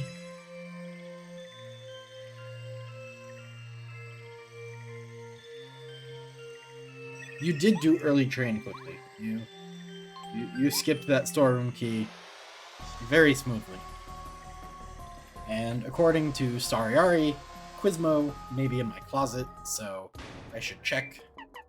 We should remove Quizmo from any closets that they may be in. Well, to be fair, Quizmo doesn't interact with you unless you actually speak to them. So, as far as I'm concerned, they can stay in the closet all they want. But if Quizmo's in my closet and I yell at Quizmo to stop being a butt while anybody is running 100%. Oh, well, in that case. You're supposed to check for Quizmo under your bed before you go to sleep every night. Ah, joke's on you, my cats are terrified of everything and would never stand for Quizmo to be under your bed. It's like that one member in the Dungeons and Dragons party. I'm suspicious of everything. That's why I don't die to traps. And then their party member sets off a trap and kills them. Pretty much. By the way, I like to flex on the Cooper Bros in this cutscene and tell them I don't remember them. Do you remember us? Yeah, no. The disrespect. I love it. They've earned nothing from me. Yeah. I mean, honestly, taking them down in Chapter 1 is actually... It's really satisfying just because of how much of, as I mentioned earlier, how much of a pain in the backside they are. You know, they're mocking you like through every 2 rooms in the fortress. They're blocking your path to Pleasant Path in the first place. They throw you in jail. M4, if you would like to suggest changes to the weeklies, it is being hotly debated in the Rando, or the Rando Discord, so I would also be down for that to be the way we did things, but... I see that Sigmund also had to do the Watt tap to finish off Junior, but still got the kill in the designated turn. And carries Peril into Hallway. Carries Peril into Hallway will not level up on Hallway. And we have the very exciting Being Found by Wordsayer. So, luckily that means Words is actually in Chapter 6 already. So, just go finish that. Okay, so at least Words didn't have to end up full clearing literally the whole game. Although I think... Oh, interesting. Words has Waterstone tracked. I wonder where that was. You know what else we never found? Nobody ever saw S jump charge. Yeah, no sign of super jump charge. That's the only heavy-duty power jump badge we didn't get. Jaycog just asked. Yeah, no, nobody found that one. On the same wavelength, Jaycog. Ah, Sigmund did the funny thing. You spin backwards, Bowser still shows up.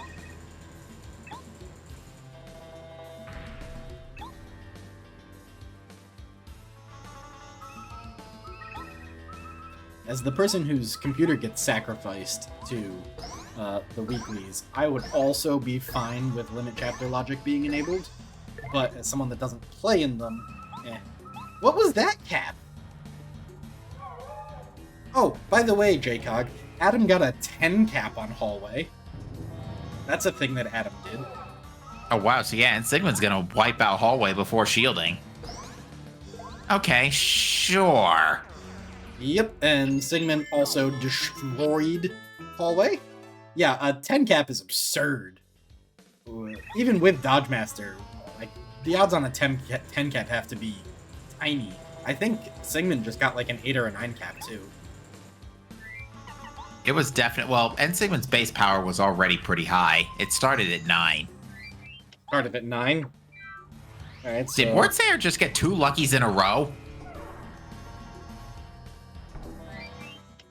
I'm pretty sure Wardsayer's only evasion badge on right now is pretty lucky. Stingman got a pathetic 7 cap. Nothing compared to the wild 10 cap that pulled off.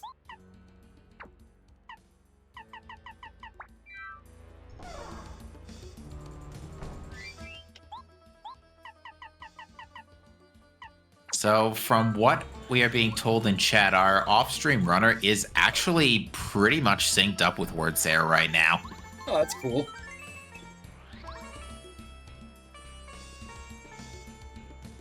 So yeah, it looks like everybody kind of solved the seed at around the same relative window. Does anybody have the hallway Bowser cap chances? Because I am just curious what Adam's odds were on a 10 cap. Because a 10 cap is goofy. That's what that is.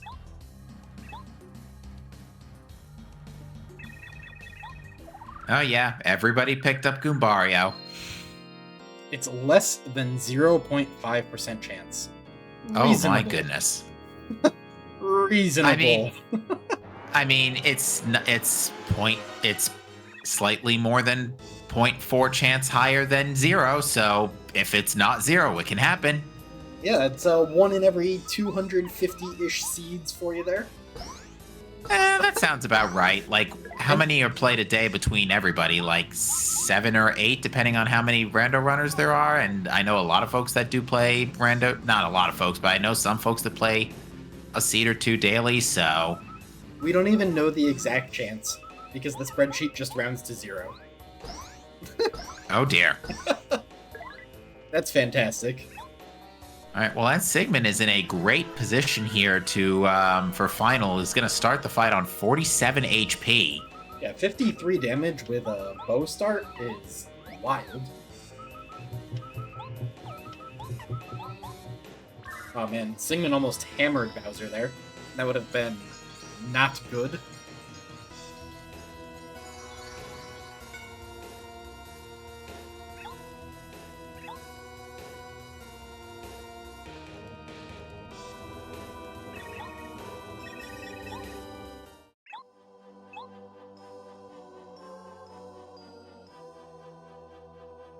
On the plus side, we do have, we're just going to have back-to-back boss gauntlets here, because by the time Sigmund finishes, Words is basically going to be walking into Junior.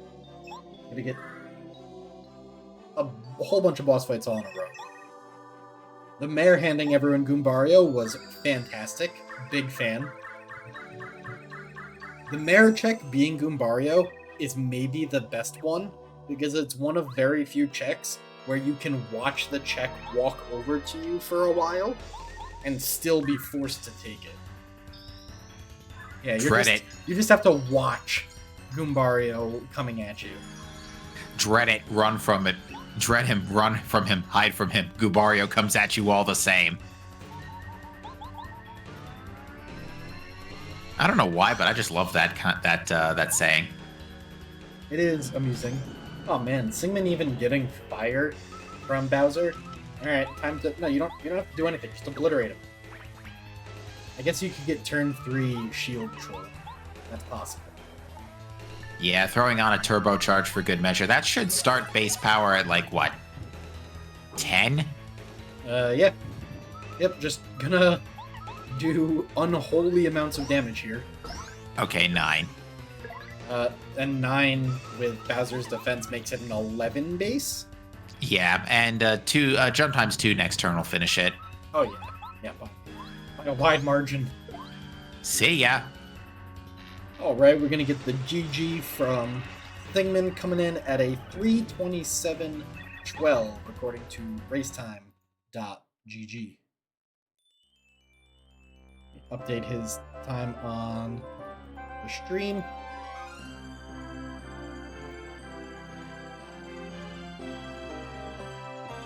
That 3:27:12 rolled in there. We're going to update our audio over to Words for the finish of Words Run.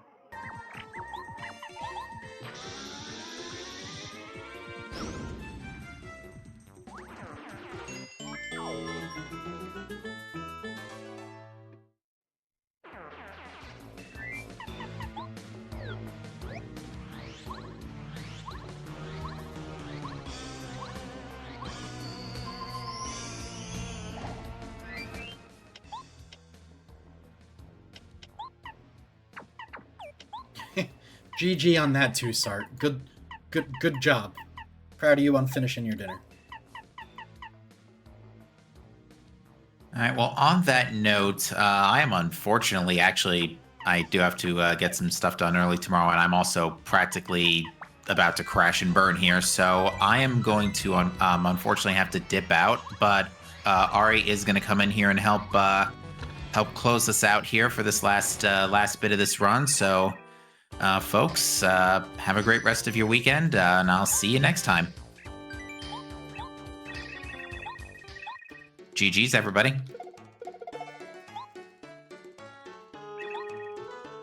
Thank you to Captain for streaming alongside me today. Gonna finish off the stream strong, watching Words finish out this last little fight here. Take down Junior, take down Hallway, final, and that'll be that. Yeah, Sigmund, it was rough when you did not do the route check. I am sorry to have witnessed that. That was unfortunate. Oh, also, hi. Oh, hi, Ari. How are you? I'm good. Oh no, missed the WAD action command. We also, I didn't notice, but Words has super jump charge. I wonder where that came from. I genuinely have no idea. How close were you before that? I don't know, you probably lost about 10 minutes to that, I would say. So you're probably about 10 minutes back.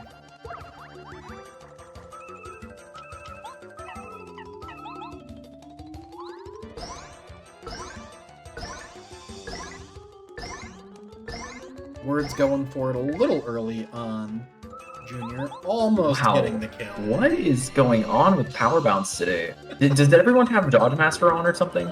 I mean, they do mostly have Dodge Master on, but these are big caps even with Dodge Master. Yeah.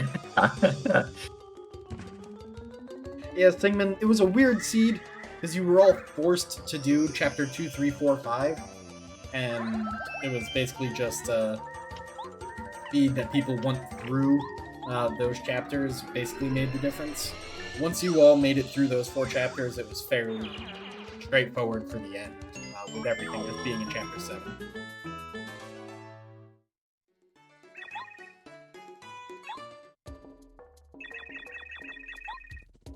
Does Words have a coconut, Adam?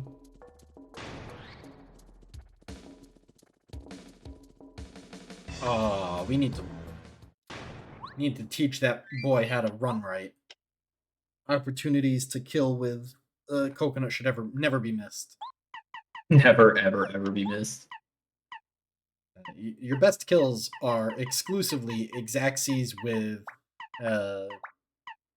coconut or the funny quick walk kill. Yep, untimed Electro Dash. Untimed Electro Dash is great. Just bzzzt. Get him. Words choosing to put Pretty Lucky on for Bowser. It's always a little scary to do that. I'm curious about what's going on here. Yeah. For those who don't know, you tend to want to avoid putting things like Pretty Lucky or Close Call on Bowser in Rando, because sometimes if Bowser doesn't hit you, now Bowser's gonna heal. So you kind of want Bowser to slap you. There you go. Words is listening to us. I got the stream on. Words, close the stream. That's cheating. Well, everyone else is finished, so Well, no cheating at this point. Salami Tsunami's not done yet. Everyone on the restream. I mean, True. From what we were told from chat, apparently the Salami Tsunami is finishing up basically simultaneously here. So it'll be interesting to see who wins.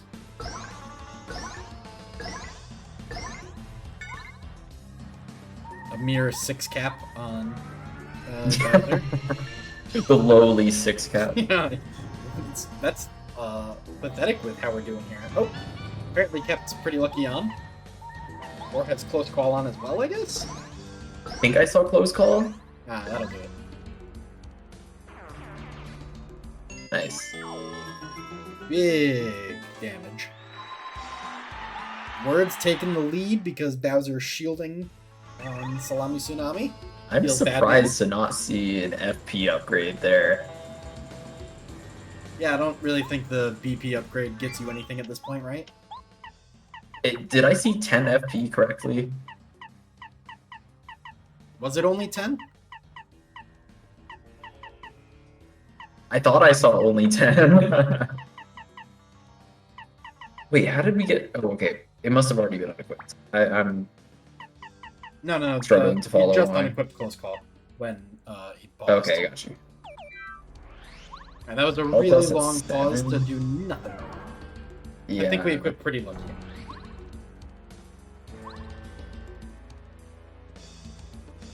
That was a long pause, so that gave Salami potentially the chance to catch up there. Yep. Yeah, definitely not the first time we've seen words stall in the menus there. Definitely something to think about maybe going forward. Yeah, it's one of the hardest things I think in the rando to do is get used to not spending a lot of time in your menus. Yeah, it is really hard. It is really, really hard. You have a lot of badges, you know, pages and pages, and you got to figure out which ones you need to take off and need to put on. It's so hard to keep all that in your head. Yeah, And especially since all the costs are shuffled. I tend to, in the boss gauntlet, just set up to do as much damage as possible and deal with any issues that come up when they come up. Yeah, each fight just demands something slightly different, so sometimes you do want to swap a badge or two. To answer the question in chat, what does Pretty Lucky do? I believe it's a 10% chance to just not take damage from any attack. Yeah, something like that. I can't remember if it's exactly 10, but it is a small chance. Yeah, it's some number chance to just not take damage. Thank you. Sart confirms it is 10%.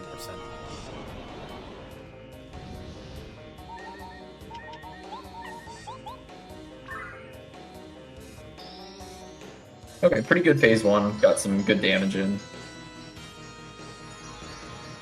Yeah, it did about, what, 41 damage?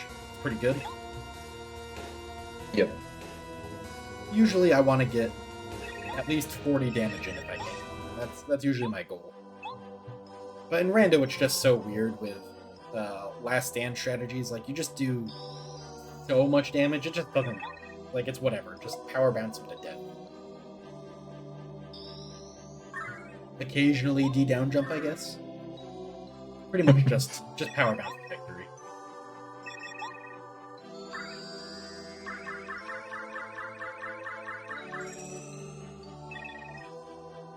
What a joy it is that we don't have to watch Twink slam into Kami Koopa like 5 times. 6 times, I think, actually. Already back in the fight. Yeah, I'm pretty happy. I was happy when they changed, the Rando devs changed it the first time to make it just happen in one turn. Yeah. Or 2 turns. This is even better. Yeah, just deleting it all together. Thank you, based Rando devs. The heroes we needed. Oh, and the hero Bowser with the fire. Yeah, Peril, this could be big. Not repellent. But yeah, I don't really like this decision. No, Sart, you start in Toad Town. Is this gonna be enough? We might need a good cap here. Well, if we need a good cap, we're in the right place. We do have Dodge Master. I don't remember seeing Dodge Master equipped. I saw it. It was 1 BP, so it was pretty easy to miss, I think. 24, so we need probably we did 4 not more. do enough. We needed 1 more bounce. Oh no. Yeah, Bowser is very likely to heal. And there it is. 75% chance to heal. That's Well, rough. Now we just sink another power bounce in, I guess. Well, I think you're actually well, supposed to do nothing there. Bowser was gonna heal again. So now Yeah, we just gotta hope yeah. Bowser doesn't heal. Yeah, we were low enough that Bowser was just... Oh, and Bowser doesn't heal! Wow, wave. Okay. And we got the block. Wow. Oh the my lucky. goodness. Oh, he can't heal 2 turns in a row. True, Right. true. Good point. Oh, that was Good juicy. point, chat. No shield there was clutch. Your GG. shield into heal there. Aye. But instead we get our finish at 3:38:32, and it looks like Words finished ahead of Salami Tsunami, who have not entered in their finish yet. Our one off-stream racer in this week's race. Awesome. Well, GG's to Wordsayer, and GG's to everyone else who finished before.